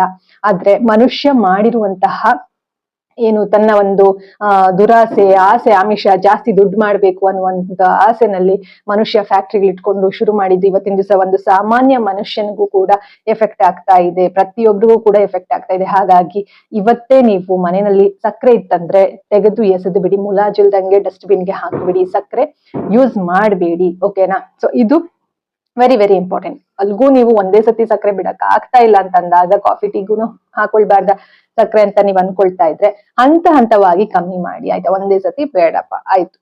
ಹಂತವಾಗಿ ಕಮ್ಮಿ ಮಾಡ್ತಾ ಬನ್ನಿ. ಕೊನೆಗೆ ಅದನ್ನ ನಿಲ್ಲಿಸಿದ್ರು ಏನು ತೊಂದ್ರೆ ಇಲ್ಲ. ಅದ್ರ ಬದಲಿಗೆ ನೀವು ಬೇಕಾದ್ರೆ ಜೋನಿ ಬೆಲ್ಲ ಅಂತ ಬರುತ್ತೆ, ಅಥವಾ ಒಳ್ಳೆ ಕ್ವಾಲಿಟಿ ಬೆಲ್ಲ. ಈಗ ಕಮ್ಮಿ ದುಡ್ಡಲ್ಲೇನೆ ನಿಮ್ಗೆ ಒಳ್ಳೆ ಬೆಲ್ಲ ಸಿಕ್ಕತ್ತೆ, ಆದ್ರೆ ನೀವು ಹುಡುಕೊಳ್ಬೇಕಷ್ಟೇನೆ. ಆಯ್ತಾ? ಜೋನಿ ಬೆಲ್ಲ ಅಂತವೆಲ್ಲ ಸಿಕ್ಕತ್ತೆ, ಅದನ್ನ ನೋಡ್ಕೊಂಡು ಉಪಯೋಗಿಸ್ಕೊಳ್ಳಿ. ಇನ್ನು ದುಡ್ಡುನು ಉಳಿತಾಯ ಆಯ್ತಲ್ವಾ? ಸಕ್ಕರೆ ಯೂಸ್ ಮಾಡಿಲ್ಲ ಅಂದ್ರೆ ದುಡ್ಡು ಕೂಡ ಉಳಿತಾಯ ಆಗತ್ತೆ ನಿಮ್ಗೆ. ಒಳ್ಳೆ ಹೆಲ್ತ್ ಬೇಕು ಅಂತಂದ್ರೆ ಇಲ್ಲಿ ಹೆಚ್ಚಾಗಿ ಖರ್ಚು ಮಾಡ್ಬೇಕು ಅಂತ ಏನು ಇಲ್ಲ. ಆಲ್ರೆಡಿ ನೀವು ಖರ್ಚು ಮಾಡ್ತಾ ಇರೋದನ್ನೇ ಕಮ್ಮಿ ಮಾಡ್ಬಿಟ್ರೆ ಸಾಕು. ಅವಾಗ ಆರೋಗ್ಯ ಚೆನ್ನಾಗಿರುತ್ತೆ. ಎಷ್ಟೊಂದಕ್ಕೆ ನೀವು ಏನೇನಕ್ಕೋ ದುಡ್ಡು ಹಾಕ್ತಿರ್ತೀರಿ, ಅದ್ರಲ್ಲಿ ಯಾವ್ಯಾವ್ದಕ್ಕೆ ನಿಲ್ಲಿಸ್ಬೇಕು ದುಡ್ಡು ಹಾಕೋದನ್ನ ಅಂತ ಒಂದು ಲಿಸ್ಟ್ ಮಾಡ್ಕೊಂಡ್ಬಿಟ್ರೇನೆ ನಿಮ್ಗೆ ಅಲ್ಲಿ ದುಡ್ಡು ಉಳಿಯುತ್ತೆ, ಆರೋಗ್ಯನೂ ಉಳಿಯುತ್ತೆ. ಆಯ್ತಾ? ಅದ್ರ ಜೊತೆಗೆ ನಿಮ್ಮ ಸುತ್ತಮುತ್ತ ಇರೋರ್ಗೆ ನೀವು ನಿಮ್ಮಿಂದ ಅವ್ರಿಗೂ ಕೂಡ ಪ್ಯಾನಿಕ್ ಆಗೋ ಹಾಗೆ, ಅವ್ರಿಗೂ ಕೂಡ ನೋವಾಗೋ ಹಾಗೆ ಅಥವಾ ತೊಂದರೆ ಆಗೋ ಹಾಗೆ ಮಾಡೋದು ಕೂಡ ತಪ್ಪತ್ತೆ. ಇದನ್ನ ಹೇಳ್ತಾ ಇದೀನಿ ಅಂತ ದಯವಿಟ್ಟು ಯಾರು ಕೂಡ ಬೇಜಾರಾಗ್ಬೇಡಿ. ಯಾಕಂತಂದ್ರೆ ಇಲ್ಲಿ ನಮ್ಮ ಆರೋಗ್ಯ ಸ್ವಲ್ಪ ಮಟ್ಟಕ್ಕೆ ನಮ್ ಕೈಯಲ್ಲೇ ಇರುತ್ತೆ. ಪೂರ್ತಿ ಎಲ್ಲ ನಮ್ ಕೈಲೇ ಇಲ್ದೇ ಇದ್ರು ನಾವೇನ್ ತಿಂತೀವಿ ಅನ್ನೋದು ನಮ್ ಕೈಲಿ ಇರುತ್ತೆ. ನಾವ್ ಹೇಗೆ ನಮ್ಮ ಲೈಫ್ ಸ್ಟೈಲ್ ಪ್ರತಿನಿತ್ಯದ ದಿನ ಚಟುವಟಿಕೆಗಳು ಹೇಗೆ ಇಟ್ಕೊಳ್ಬೇಕು ಅನ್ನೋದು ನಮ್ ಕೈಲಿ ಇರುತ್ತೆ ಅಲ್ವಾ? ಹಾಗಾಗಿ ನಮ್ಮಿಂದ ನಾವ್ ಇನ್ನೊಬ್ರಿಗೆ ತೊಂದರೆ ಕೊಡೋದನ್ನ ಆದಷ್ಟುನು ಕಮ್ಮಿ ಮಾಡೋಣ. ನಮ್ಮ ಆರೋಗ್ಯ ನಮ್ಮ ಕೈಯಲ್ಲಿ ಇಟ್ಕೊಳ್ಳೋದಕ್ಕೆ ಪ್ರಯತ್ನ ಮಾಡೋಣ ಸ್ನೇಹಿತರೆ. Let's take it in a positive way. ಓಕೆನಾ? ಸೊ ಮೂರನೇದಾಗಿ ಏನು, ಆಹಾರದಲ್ಲಿ ಬದಲಾವಣೆ ಮಾಡ್ಕೊಳ್ಬೇಕು. ಏನೇನ್ ತಿನ್ಬೇಕು ಅನ್ನೋದನ್ನ ನಾನು ಮುಂಬರುವ ವಿಡಿಯೋಗಳಲ್ಲಿ ಹೇಳ್ತೀನಿ. ಬಟ್ ಇದು ಇಮಿಡಿಯೇಟ್ ನೀವ್ ಏನೇನ್ ಮಾಡ್ಬೇಕು ಅಂತ ಸಿಂಪಲ್ ಆಗಿ ಇವಾಗ ತಿಳಿಸ್ಕೊಡ್ತಾ ಇರೋದು. ಮೊದಲನೇದಾಗಿ ಏನ್ ಹೇಳ್ದೆ ನಾನು? ಮೊದಲನೇದಾಗಿ ಪ್ಯಾನಿಕ್ ಆಗ್ಬಾರ್ದು. ಎರಡನೇದಾಗಿ ಡಾಕ್ಟರ್ನ ಕನ್ಸಲ್ಟ್ ಮಾಡ್ಬೇಕು. ಮೂರನೇದಾಗಿ ಆಹಾರದಲ್ಲಿ ಬದಲಾವಣೆ, ಶುಗರ್ನ ನೀವು ನಿಲ್ಲಿಸುವಂತ. ಹಾಗಂತ ಹೇಳಿ ಶುಗರ್ ತಿಂದಿರೋದ್ರಿಂದ ನಿಮ್ಗೆ ಅಂದ್ರೆ ಸಕ್ಕರೆ ತಿಂದಿರೋದ್ರಿಂದ ಸಕ್ಕರೆ ಕಾಯಿಲೆ ಬಂತಂದ್ರೆ ತಪ್ಪಾಗುತ್ತೆ. ನನ್ನ ಪ್ರೀವಿಯಸ್ ವಿಡಿಯೋಸ್ ನೋಡಿ, ಅದರಲ್ಲಿ ನೀಟಾಗಿ ತಿಳಿಸ್ಕೊಟ್ಟಿದ್ದೀನಿ ಯಾಕೆ ಸಕ್ಕರೆ ಕಾಯಿಲೆ ಬರುತ್ತೆ ಅಂತ. ಸೊ ಅದನ್ನ ಚೆಕ್ ಮಾಡಿ ಅರಿವು ಮೂಡಿಸ್ಕೊಳ್ಬೇಕು. ಓಕೆನಾ? ಸೊ ಹಾಗಾಗಿ ಇದ್ರ ಜೊತೆಗೆ ಫೈಬರ್ ಅಂಶ ಹೋಗ್ಬೇಕು ದೇಹಕ್ಕೆ, ಚೆನ್ನಾಗಿ ಜೀರ್ಣ ಆಗ್ಬೇಕು, ಜೀರ್ಣಕ್ರಿಯೆ ಚೆನ್ನಾಗಿರ್ಬೇಕು, ಗಟ್ ಹೆಲ್ತ್ ಚೆನ್ನಾಗಿರ್ಬೇಕು. ಓಕೆನಾ? ಜೀರ್ಣ ಆಗೋದಕ್ಕೆ ಪಚನ ಕ್ರಿಯೆ ಅಂತ ಹೇಳ್ತೀವಲ್ವಾ, ಪಚನ ಕ್ರಿಯೆ ಚೆನ್ನಾಗಾಗ್ಬೇಕು ಅಂದ್ರೆ ನಮ್ಮ ಓವರ್ ಆಲ್ ಗಟ್ ಹೆಲ್ತ್ ಚೆನ್ನಾಗಿರ್ಬೇಕು. ಜೊತೆಗೆ ರೆಗ್ಯುಲರ್ ಮೀಲ್ ಮೇಂಟೈನ್, ಅಂದ್ರೆ ಮೀಲ್ ಟೈಮಿಂಗ್, ನಾವ್ ಎಷ್ಟೊತ್ತಿಗೆ ತಿಂತೀವಿ, ಎಷ್ಟೊತ್ತಿಗೆ ಮಲಗ್ತೀವಿ, ಊಟದ ಟೈಮಿಂಗು ತುಂಬಾ ಇಂಪಾರ್ಟೆಂಟ್. ಒಂದೊಂದ್ ದಿವಸ ಒಂದೊಂದು ಟೈಮ್, ಒಂದ್ ದಿವಸ ನಾವು ಬೆಳಿಗ್ಗೆ ಎಷ್ಟೊತ್ತಿಗೆ ತಿಂದ್ರೆ ಒಂದ್ ದಿವಸ ತುಂಬಾ ಸಂಜೆ ತಿನ್ನೋದು, ಆತರ ಅಲ್ಲ. ಹಾಗಂತ ಹೇಳಿ ಕರೆಕ್ಟ್ ಪರ್ಫೆಕ್ಟ್ ಆಗಿ ಇವತ್ತು ಯಾವ ಟೈಮಲ್ಲಿ ತಿಂದಿರ್ತೀವೋ ನಾಳೆನೂ ಅದೇ ಟೈಮ್ ತಿನ್ಬೇಕು ಆತರ ಇಲ್ಲ. ನಮ್ಮ ಬಾಡಿ ಏನ್ ಹೇಳುತ್ತೆ ಅದ್ರ ಕಡೆ ನಾವು ಗಮನ ಕೊಡ್ಬೇಕು. Listen to your body. ಓಕೆನಾ, ನಿಮ್ಮ ದೇಹದ ಕಡೆ ಗಮನ ಕೊಡಿ. ನೀವು ಒಂದಷ್ಟು ದಿವಸ, ಒಂದ್ 10 ದಿವಸ ಒಂದೇ ಟೈಮಿಂಗ್ ಮೇಂಟೈನ್ ಮಾಡ್ಕೊಂಡು ಬಂದಾಗ ಆ ಟೈಮ್ಗೆ ನಿಮ್ ದೇಹನೇ ನಿಮ್ಗೆ ಸಿಗ್ನಲ್ ಕೊಡುತ್ತೆ, ಇಲ್ಲ ನನ್ಗೆ ಇವಾಗ ಹಸಿವಾಗ್ತಾ ಇದೆ, ಅಥವಾ ಇಲ್ಲ ನನ್ಗೆ ನೀರ್ ಕುಡಿಬೇಕು ಅನ್ಸ್ತಾ ಇದೆ, ಇವಾಗ ಊಟ ಮಾಡ್ಬೇಕು ಅನ್ಸ್ತಾ ಇದೆ. ಈ ತರ ನಿಮ್ ದೇಹನೇ ನಿಮ್ಗೆ ಸಿಗ್ನಲ್ ಕೊಡುತ್ತೆ. ಆ ದೇಹ ಸಿಗ್ನಲ್ ಕೊಟ್ಟಂಗೆ ನೀವು ಅದಕ್ಕೆ ತಕ್ಕನಾಗಿ ಸ್ಪಂದಿಸ್ಬೇಕು. ಮನಸ್ಸು ಹೇಳುತ್ತೆ ಅಥವಾ ನಮ್ಗೇನೋ ಒಂದು ಆಸೆ ಇರುತ್ತೆ ತಿನ್ಬೇಕು ಅಂತ, ಅವಾಗ ತಿನ್ನೋದಲ್ಲ. ನಮ್ಮ ದೇಹಕ್ಕೆ ಹಸುವಾದಾಗ ದೇಹಕ್ಕೆ ಏನ್ ಆಹಾರ ಬೇಕಾಗುತ್ತೆ ಅಂತ ಯೋಚನೆ ಮಾಡಿ ತಿನ್ಬೇಕಾಗತ್ತೆ ಅಲ್ವಾ. ಸೊ ಅದನ್ನ ಸ್ವಲ್ಪ ದಿವಸ ನೀವು ಹಾಗೆ ಯೋಚನೆ ಮಾಡಿ ಅವೇರ್ನೆಸ್, ಅರಿವು ಮೂಡಿಸ್ಕೊಂಡು ಮೈಂಡ್ಫುಲ್ ಈಟಿಂಗ್ ಮಾಡ್ತಂದ್ರೆ ಅದು ಹ್ಯಾಬಿಟ್ ಆಗ್ಬಿಡುತ್ತೆ ನಿಮ್ಗೆ. ಅವಾಗ ಪ್ರತಿ ಸತಿ ಯೋಚನೆ ಮಾಡ್ಬೇಕಂತಾನೆ ಇಲ್ಲ, ಆಟೋಮೆಟಿಕ್ ಆಗಿ ನಿಮ್ ತಲೆಗೆ ಬಂದ್ಬಿಡುತ್ತೆ, ಓ ಇದು ಆರೋಗ್ಯಕರವಾದ ಊಟ ಆಹಾರ, ಇದು ಅನಾರೋಗ್ಯಕರವಾದ ಆಹಾರ, ಇದು ಒಳ್ಳೇದಲ್ಲ, ಇದು ಒಳ್ಳೇದು ಅಂತ ನಿಮ್ಗೆ ಬಂದ್ಬಿಡುತ್ತೆ ಮೈಂಡ್ಗೆ. ಓಕೆನಾ. ಸೊ ಸ್ವಲ್ಪ ದಿವಸ ಎಫರ್ಟ್ ಹಾಕ್ಬೇಕಾಗುತ್ತೆ. ಸೊ ಆಹಾರದಲ್ಲಿ ಬದಲಾವಣೆ 3ನೇದಾಗಿ. 4ನೇದಾಗಿ ರೆಗ್ಯುಲರ್ ಆಗಿ ಎಕ್ಸರ್ಸೈಸ್ ಮಾಡ್ಬೇಕಾಗುತ್ತೆ. ಇಲ್ಲಿ ಡಯಾಬಿಟಿಸ್ ಬರ್ದೇ ಇರೋರು ಅಷ್ಟೇ, ಬಂದ್ಮೇಲೂ ಅಷ್ಟೇ ಎಕ್ಸರ್ಸೈಸ್ ಮಾಡ್ಲೇಬೇಕು. ಅದ್ರಲ್ಲೂ ಡಯಾಬಿಟಿಸ್ ಬಂದ್ಬಿಟ್ಟಿದೆ ಅಂತಂದ್ರೆ ಎಕ್ಸರ್ಸೈಸ್ ಮಾಡೋದು ಬಿಡ್ಲೇಬಾರ್ದು, ಕಂಪಲ್ಸರಿ. ಇದು ನೀವು ಊಟ ನಿದ್ದೆ ಹೇಗ್ ಮಾಡ್ತೀರಿ ಅದೇ ರೀತಿ ಇದು ಕೂಡ ನಿಮ್ಮ ದೇಹದಲ್ಲಿ ನಿಮ್ಮ ದಿನನಿತ್ಯದ ಚಟುವಟಿಕೆಗಳಲ್ಲಿ ದೇಹದ ಒಂದು ಎಕ್ಸರ್ಸೈಸ್ ಚಟುವಟಿಕೆ ಕೂಡ ಒಂದಾಗ್ಬಿಡ್ಬೇಕು ಆಯ್ತಾ. ಊಟ ಮಾಡ್ದ ಹಾಗೆ ನಿದ್ದೆ ಮಾಡಿದಾಗ ಇದು ಕೂಡ ಇನ್ಕ್ಲೂಡ್ ಆಗ್ಬಿಡ್ಬೇಕು. ಎಕ್ಸರ್ಸೈಸ್ ಮಾಡೋದನ್ನು ರೆಗ್ಯುಲರ್ ಆಗಿ ಒಂದು ಹ್ಯಾಬಿಟ್ ಆಗ್ಬಿಡ್ಬೇಕು ಆಯ್ತಾ, ಒಂದು ಅಭ್ಯಾಸ ಮಾಡ್ಕೊಂಡ್ ಬಿಡ್ಬೇಕು. ನೀವು ಡೈಲಿ ಒಂದು 30 ನಿಮಿಷ ಆದ್ರೂ ಕೂಡ ನೀವು ವರ್ಕೌಟ್ ಮಾಡ್ಬೇಕಾಗತ್ತೆ. ಇವಾಗ ಸ್ಕೂಲಲ್ಲೆಲ್ಲ ವರ್ಕೌಟ್ ಮಾಡಿಸ್ತಾ ಇರ್ಲಿಲ್ವಾ? ಯಾಕೆ ಮಾಡಿಸ್ತಾ ಇದ್ರು? ನೀವು ಕಲೀರಿ, ಲೈಫ್ ಲಾಂಗ್ ಇದನ್ನ ಮಾಡ್ತಾ ಹೋಗಿ ಅಂತ ಕಲ್ಸೋದಕ್ಕೆ PT ಮಾಸ್ಟರ್ಗಳು ಹೇಳ್ಕೊಡ್ತಾ ಇದ್ರು ಅಲ್ವಾ. ಸ್ಕೂಲ್ಗಳಲ್ಲಿ ಹೇಳ್ಕೊಟ್ಟಿದ್ದನ್ನ ಅಲ್ಲೇ ಮರ್ತು ಬಿಡೋದಾ? ಅದನ್ನ ಕಂಟಿನ್ಯೂ ಮಾಡ್ಬೇಕಲ್ವಾ ಲೈಫ್ ಲಾಂಗು. ಸೊ ಹಾಗಾಗಿ ಎಕ್ಸರ್ಸೈಸ್ ಮಾಡೋದನ್ನ ಯಾವತ್ತೂ ಕೂಡ ನೆಗ್ಲೆಕ್ಟ್ ಮಾಡಬೇಡಿ. ಖಂಡಿತವಾಗ್ಲೂ ಎಕ್ಸರ್ಸೈಸ್ ಪ್ರಾರಂಭ ಮಾಡಲೇಬೇಕು. ಜೊತೆಗೆ ಫಿಸಿಕಲ್ ಆಕ್ಟಿವಿಟಿ, ಜೊತೆಗೆ ಲೈಟ್ ಫಿಸಿಕಲ್ ಆಕ್ಟಿವಿಟಿ, ಅಂದ್ರೆ ಹಾಗಂತ ಹೇಳಿ ಹೆವಿ ತುಂಬಾ ಜಾಸ್ತಿ ವೇಟ್ ಎತ್ಬಿಡೋದು, ಜಾಸ್ತಿ ಎಕ್ಸರ್ಸೈಸ್ ಮಾಡೋದು, ದೇಹಕ್ಕೆ ದಣಿವಾಗೋ ತರ ಮಾಡೋದು, ಅದೆಲ್ಲ ತಪ್ಪು. ಲೈಟ್ ಆಗಿ ಆರಾಮಾಗಿ ರಿಲ್ಯಾಕ್ಸ್ ಆತರ ನೀವು ಹೆಚ್ಚಾಗಿ ಮಾಡ್ತಾ ಹೋದ್ರೆ ನಿಮ್ಗೆ ಅಷ್ಟು ಮೋಟಿವೇಶನ್ ಇರಲ್ಲ. ಅಯ್ಯೋ ಯಾರು ಮಾಡ್ತಾರೆ ಬಿಡು, ಈ ತರ ಅನ್ಸೋದಕ್ಕೆ ಶುರು ಆಗ್ಬಿಡುತ್ತೆ. ಹಾಗಾಗಿ ಲೈಟ್ ಆಗಿ ಸ್ವಲ್ಪ ಮಾಡ್ತಾ ಹೋದ್ರೆ ನಿಮ್ಗೆ ಓ ಇಲ್ಲಪ್ಪ ನಾನು ಮಾಡ್ಬೋದು ಅಂತಾನು ಅನ್ಸುತ್ತೆ. ಜೊತೆಗೆ ಒಂದು ಫನ್, ಅಂದ್ರೆ ಖುಷಿಯಾಗಿ ಮಾಡ್ತೀರಿ. ಜಾಸ್ತಿ ಒಂದ್ ರೀತಿ ಇಲ್ಲ ಬೇಡ ಮಾಡೋದಿಲ್ಲ ಅಂತ ಅನ್ಸೋದಿಲ್ಲ ನಿಮ್ಗೆ. ಲೈಟ್ ಆಗಿ ಸ್ವಲ್ಪನೇ ಚಿಕ್ಕ ಎಕ್ಸರ್ಸೈಸ್ ಇಂದ ಶುರು ಮಾಡಿ. ಓಕೆನಾ. ಸುಮ್ನೆ ನೀವು ರಿಸ್ಟ್ ರೊಟೇಷನ್ ಮಾಡೋದು, ಶೋಲ್ಡರ್ ರೊಟೇಷನ್ ಮಾಡೋದು, ನೆಕ್ ರೊಟೇಷನ್ ಮಾಡುವಂತದ್ದು, ಕಾಲುಗಳು ಏನು ಬಳಸ್ಕೊಂಡು ಎಕ್ಸರ್ಸೈಸ್ ಮಾಡುವಂತದ್ದು, ಕೂತು ಎದ್ದೇಳೋದು ಮಾಡುವಂತದ್ದು, ಚೇರ್ ಇಟ್ಕೊಂಡೇ ಸಾಕಷ್ಟು ಎಕ್ಸರ್ಸೈಸ್ ಗಳು ಮಾಡ್ಬಿಡ್ಬೋದು. ಓಕೆನಾ. ಈ ರೀತಿ ಎಕ್ಸರ್ಸೈಸ್ ಮಾಡೋದನ್ನ ಅಭ್ಯಾಸ ಮಾಡ್ಕೊಳ್ಳಿ. ಡೈಲಿ 30 ಮಿನಿಟ್ಸ್ ವಾಕ್ ಮಾಡಿ. 30 ಮಿನಿಟ್ಸ್ ಕಂಪಲ್ಸರಿ ವಾಕ್ ಮಾಡ್ಬೇಕು. ಜೊತೆಗೆ 30 ಮಿನಿಟ್ಸ್ ಎಕ್ಸರ್ಸೈಸ್ ಮಾಡ್ಬೇಕು. ಜೊತೆಗೆ 1 kg ಡಂಬಲ್ಸ್ ಅನ್ನ ಹಂತವಾಗಿ, ತುಂಬಾ ಹೆವಿ ಬೇಡ, 1 kg 2 kg 2.5 kg ಸಾಕು, ಒಂದಿಷ್ಟನ್ನ ಮಾಡ್ಕೊಂಡು ಬನ್ನಿ. ಆಮೇಲೆ ನಿಮ್ಗೆ ಸ್ಟ್ರೆಂತ್ ಟ್ರೈನಿಂಗ್ ಹಂತವಾಗಿ ನೀವು ಡಾಕ್ಟರ್ನ ಏನು ಕೇಳ್ಬಿಟ್ಟು ಎಷ್ಟು ವೆಯ್ಟ್ ಎತ್ಬಹುದು ಅಂತ ಡಾಕ್ಟರ್ನ ಕೇಳ್ಬಿಟ್ಟು ನೀವು ಅದನ್ನ ಕಂಟಿನ್ಯೂ ಮಾಡ್ಕೊಳ್ಳಿ. 1 kg 2 kg ಅಂದ್ರೆ ಎಲ್ರು ಎತ್ಬೋದಲ್ವಾ, ಅಟ್ಲೀಸ್ಟ್ 1 kg ಪ್ರತಿಯೊಬ್ರು ಮಾಡ್ಬೋದು. ಡಂಬಲ್ಸ್ 2 ಕೈಲಿ ಇಟ್ಕೊಂಡು ಡಂಬಲ್ಸ್ ಎತ್ಬೇಕು, ಸ್ಟ್ರೆಂತ್ ಟ್ರೈನಿಂಗ್ ಮಾಡ್ಬೇಕು ಸ್ನೇಹಿತರೆ. ಓಕೆನಾ. ಸೊ ಮತ್ತೆ ಸೆಡೆಂಟ್ರಿ ಲೈಫ್ ಸ್ಟೈಲ್ ಅವಾಯ್ಡ್ ಮಾಡ್ಬೇಕು. ಅಂದ್ರೆ ಕೂತೇ ಇರೋದು, 3 ಹೊತ್ತು ಕೂತೇ ಇರೋದು, ಮೊಬೈಲ್ ನೋಡ್ತಾನೆ ಇರೋದು, ಟಿವಿ ನೋಡ್ತಾನೆ ಇರೋದು, ಇದೆಲ್ಲ ತಪ್ಪು. ಇದು ಮಾಡೋದ್ರಿಂದ ನೀವ್ ಯಾರಿಗೂ ಏನು ಮೋಟಿವೇಶನ್ ಕೊಡೋದಿಲ್ಲ, ನಿಮ್ಮ ಮಕ್ಳಿಗೂ ಏನು ಮೋಟಿವೇಶನ್ ಸಿಗೋದಿಲ್ಲ, ಒಂದೇನು ಸ್ಫೂರ್ತಿ ಸಿಗೋದಿಲ್ಲ. ನಿಮ್ ಸುತ್ತಮುತ್ತ ಇರೋ ನಿಮ್ಮ ಒಂದು ಅಕ್ಕ ತಂಗಿರ್ಗೋ ಅಥವಾ ಅಣ್ಣ ತಮ್ಮಂದ್ರಿದ್ರೆ ಯಾರಿಗೂ ಏನು ಮೋಟಿವೇಶನ್ ಸಿಗೋದಿಲ್ಲ. ನೀವು ಬದಲಾದ್ರೆ ನಿಮ್ ಸುತ್ತ ಇರೋರು ಬದಲಾಗ್ತಾರೆ. ಖಂಡಿತವಾಗ್ಲೂ ನಿಮ್ಮಿಂದ ಸಾಧ್ಯ ಅಂತ ನೀವು ಇವತ್ತೇ ಅನ್ಕೊಳ್ಳಿ, ಮನ್ಸಿಗೆ ತಗೊಳ್ಳಿ, ಇಲ್ಲ ನಾನು ಮಾಡ್ತೀನಿ ಅಂತ. ಅವಾಗ ನಿಮ್ ಸುತ್ತ ಇರೋರು ಕೂಡ ನಿಮ್ಮಿಂದ ಇನ್ಸ್ಪೈರ್ ಆಗ್ತಾರೆ, ಅವರು ಮಾಡ್ತಾರೆ ಅಲ್ವಾ. ಹಾಗಾಗಿ ಇವತ್ತಿಂದಾನೇ ನೀವು ಏನು ರೆಗ್ಯುಲರ್ ಆಗಿ ವರ್ಕೌಟ್ ಮಾಡಿ. ಓಕೆನಾ. ಸೊ ಇದು ಬಂದು 4ನೇ ಇಮಿಡಿಯೇಟ್ ಸ್ಟೆಪ್ಸ್. ಓಕೆನಾ. ಇನ್ನು 5ನೇದು ಸ್ಟೆಪ್ ಇಮಿಡಿಯೇಟ್ ಏನ್ ಮಾಡ್ಬೇಕು ಡಯಾಬಿಟಿಸ್ ಬಂದ್ಮೇಲೆ ಅಂದ್ರೆ stress management. Very very important. ತುಂಬಾ ಸ್ಟ್ರೆಸ್ ಇರುತ್ತೆ ನಿಮ್ ಲೈಫ್ ಅಲ್ಲಿ. ಏನೋ ನನ್ನ ಜೀವನ ಈ ತರ ಆಗ್ಬಿಡ್ತಲ್ಲ, ನಾನು ಅನ್ಕೊಂಡಿದ್ ಏನೂ ಆಗ್ಲಿಲ್ಲ ನನ್ನ ಲೈಫ್ ಅಲ್ಲಿ, ಈ ತರ ಎಲ್ಲಾ ಫೀಲಿಂಗ್ಸ್ ಇರುತ್ತೆ ಎಷ್ಟೋ ಜನಕ್ಕೆ. ತುಂಬಾ ಯೋಚನೆಗಳಿರುತ್ತೆ. ನೀವ್ ಅನ್ಕೊಂಡಿದ್ದಂಗೆ ನಿಮ್ ಲೈಫ್ ಲೀಡ್ ಮಾಡಕ್ ಆಗಿರಲ್ಲ ಅಲ್ವಾ. ಅದನ್ನ ಯಾವ ರೀತಿ ಆಗಿ ಹೋಗಿರೋದನ್ನ ಯಾರೂ ಬದಲಾವಣೆ ಮಾಡಕ್ ಆಗಲ್ಲ ಅಲ್ವಾ. ಆದ್ರೆ ಮುಂದೆ ಏನ್ ಆಗ್ಬೇಕು ಅಥವಾ ಏನ್ ಮಾಡ್ಬೇಕು ಅನ್ನೋದು ನಮ್ ಕೈಲಿರುತ್ತೆ ಅಲ್ವಾ ಸ್ನೇಹಿತರೆ. ಹಾಗಾಗಿ ಸ್ಟ್ರೆಸ್ ಮ್ಯಾನೇಜ್ ಮಾಡ್ಬೇಕು ಅನ್ನೋದನ್ನ ಫಸ್ಟ್ ಮನ್ಸಿಗೆ ತಗೊಳ್ಬೇಕು. ಇಲ್ಲ ನನ್ಗೆ ಸ್ಟ್ರೆಸ್ ಬರ್ತಾ ಇದೆ, ಸ್ಟ್ರೆಸ್ ಜಾಸ್ತಿ ಆದ್ರೆ ಅದು ನನ್ನ ದೇಹಕ್ಕೆ ಎಫೆಕ್ಟ್ ಮಾಡುತ್ತೆ ಅಲ್ವಾ. ಸೊ ಇವಾಗ ಎಷ್ಟೋ ಜನ ಅನ್ಕೊಂಡಿರ್ತಾರೆ ಇನ್ನೇನ್ ನನ್ನ ಲೈಫ್ ಮುಗಿತು ಬಿಡು, ಏನ್ ಬೇಕೋ ತಿನ್ನೋಣ ಅಂತೆಲ್ಲ ಅನ್ಕೊಂಡಿರ್ತಾರೆ. ಏನ್ ಬೇಕೋ ಹೆಂಗ್ ಬೇಕೋ ಹಂಗ್ ಯೋಚನೆ ಮಾಡೋದು, ರಾತ್ರಿ ಎಲ್ಲ ನಿದ್ದೆ ಕೆಡೋದು, ಹಿಂಗೆಲ್ಲ ಮಾಡ್ತಾ ಇರ್ತಾರಲ್ವಾ. ಕೆಲವೊಂದ್ಸತಿ ನಾವು ಇದೆಲ್ಲ ಯಾವ್ದು ಕೂಡ ಕಂಪ್ಲೀಟ್ ಆಗಿ ಇದೆಲ್ಲ ನಿಲ್ಲಿಸ್ಬಿಡೋದಕ್ ಆಗಲ್ಲ ಆಯ್ತಾ. ಮನುಷ್ಯನ ಪ್ರತಿಯೊಬ್ಬರಿಗೂ ಸ್ಟ್ರೆಸ್ ಅನ್ನೋದು ಇದ್ದೇ ಇರುತ್ತೆ. ಆದರೆ ಯಾವ ರೀತಿ ಅದನ್ನ ಮ್ಯಾನೇಜ್ ಮಾಡ್ಬೇಕು ಅನ್ನೋದನ್ನ ನಾವು ತಿಳ್ಕೊಳ್ಬೇಕಾಗತ್ತೆ. ಸೊ ಅದೇ ನಾನ್ ಹೇಳ್ದಾಗೆ ಕೆಲವರೆಲ್ಲ ಏನ್ ಬೇಕೋ ಹಂಗೆ ಯೋಚನೆ ಮಾಡ್ತಾ ಇರ್ತಾರೆ. ಆದ್ರೆ ಒಂದೇ ಯೋಚನೆ ಮಾಡ್ಬೇಕು ಸ್ನೇಹಿತರೆ ನಾವಿಲ್ಲಿ. ಇವಾಗ ಹೇಗ್ ಬೇಕೋ ಹಂಗೆ ಲೈಫ್ ಸ್ಟೈಲ್ ಏನ್ ಬೇಕೋ ಅದ್ ತಿನ್ಕೊಂಡು, ಏನ್ ಬೇಕೋ ಅದು ಯೋಚನೆ ಮಾಡ್ಕೊಂಡು ಒಂದ್ ಅನ್ಹೆಲ್ದಿ ಲೈಫ್ ಸ್ಟೈಲ್ ಲೀಡ್ ಮಾಡ್ತಾ ಇರ್ಬೋದು. ಆದ್ರೆ ಅದರಿಂದ ಯಾರಿಗೂ ತೊಂದ್ರೆ ಆಗದೆ ಇರ್ಬೋದು. ಆದ್ರೆ ಅದರಿಂದ ನಮ್ಮ ದೇಹಕ್ಕೆ ತೊಂದ್ರೆ ಅಲ್ವಾ. ಈಗ ಕೆಲವು ಸತಿ ಅನ್ಕೋಬಹುದು ಏನ್ ಇನ್ನೆಷ್ಟು ದಿವಸ ನಾವು ಬದುಕಿರ್ತೀವಿ, ಏನ್ ಬೇಕೋ ತಿನ್ನೋಣ, ಏನ್ ಬೇಕೋ ಹೆಂಗ್ ಬೇಕೋ ಹಂಗಿರೋಣ ಅಂತ ಅನ್ಕೊಳ್ಬೋದು. ಆದ್ರೆ ದೇಹಕ್ಕೆ ಪರಿಣಾಮ ಬಿದ್ದಾಗ ದೇಹ ನರಳುತ್ತೆ ಅಲ್ವಾ. ಆ ದೇಹ ಒಂದು ದೇವಸ್ಥಾನ ಇದ್ದಾಗೆ, ನಮ್ಮ ದೇಹ ಒಂದು ದೇವಸ್ಥಾನ, ಟೆಂಪಲ್ ಇದ್ದಾಗೆ. ಆ ದೇಹವನ್ನ ಕಾಪಾಡ್ಕೊಳ್ಳೋದು ನಮ್ಮ ಜವಾಬ್ದಾರಿ ಆಗಿರುತ್ತೆ. ಇಲ್ಲಾಂದ್ರೆ ನಮಗೂ ತೊಂದ್ರೆ, ಸುತ್ತಮುತ್ತ ಇರೋರ್ಗೂ ಕೂಡ ತೊಂದ್ರೆ ಅಲ್ವಾ ಸ್ನೇಹಿತರೆ. ನಾವು ಸಫರ್ ಆಗ್ತೀವಿ, ತುಂಬಾ ಸಫರ್ ಆಗ್ತೀವಿ ಅಲ್ವಾ.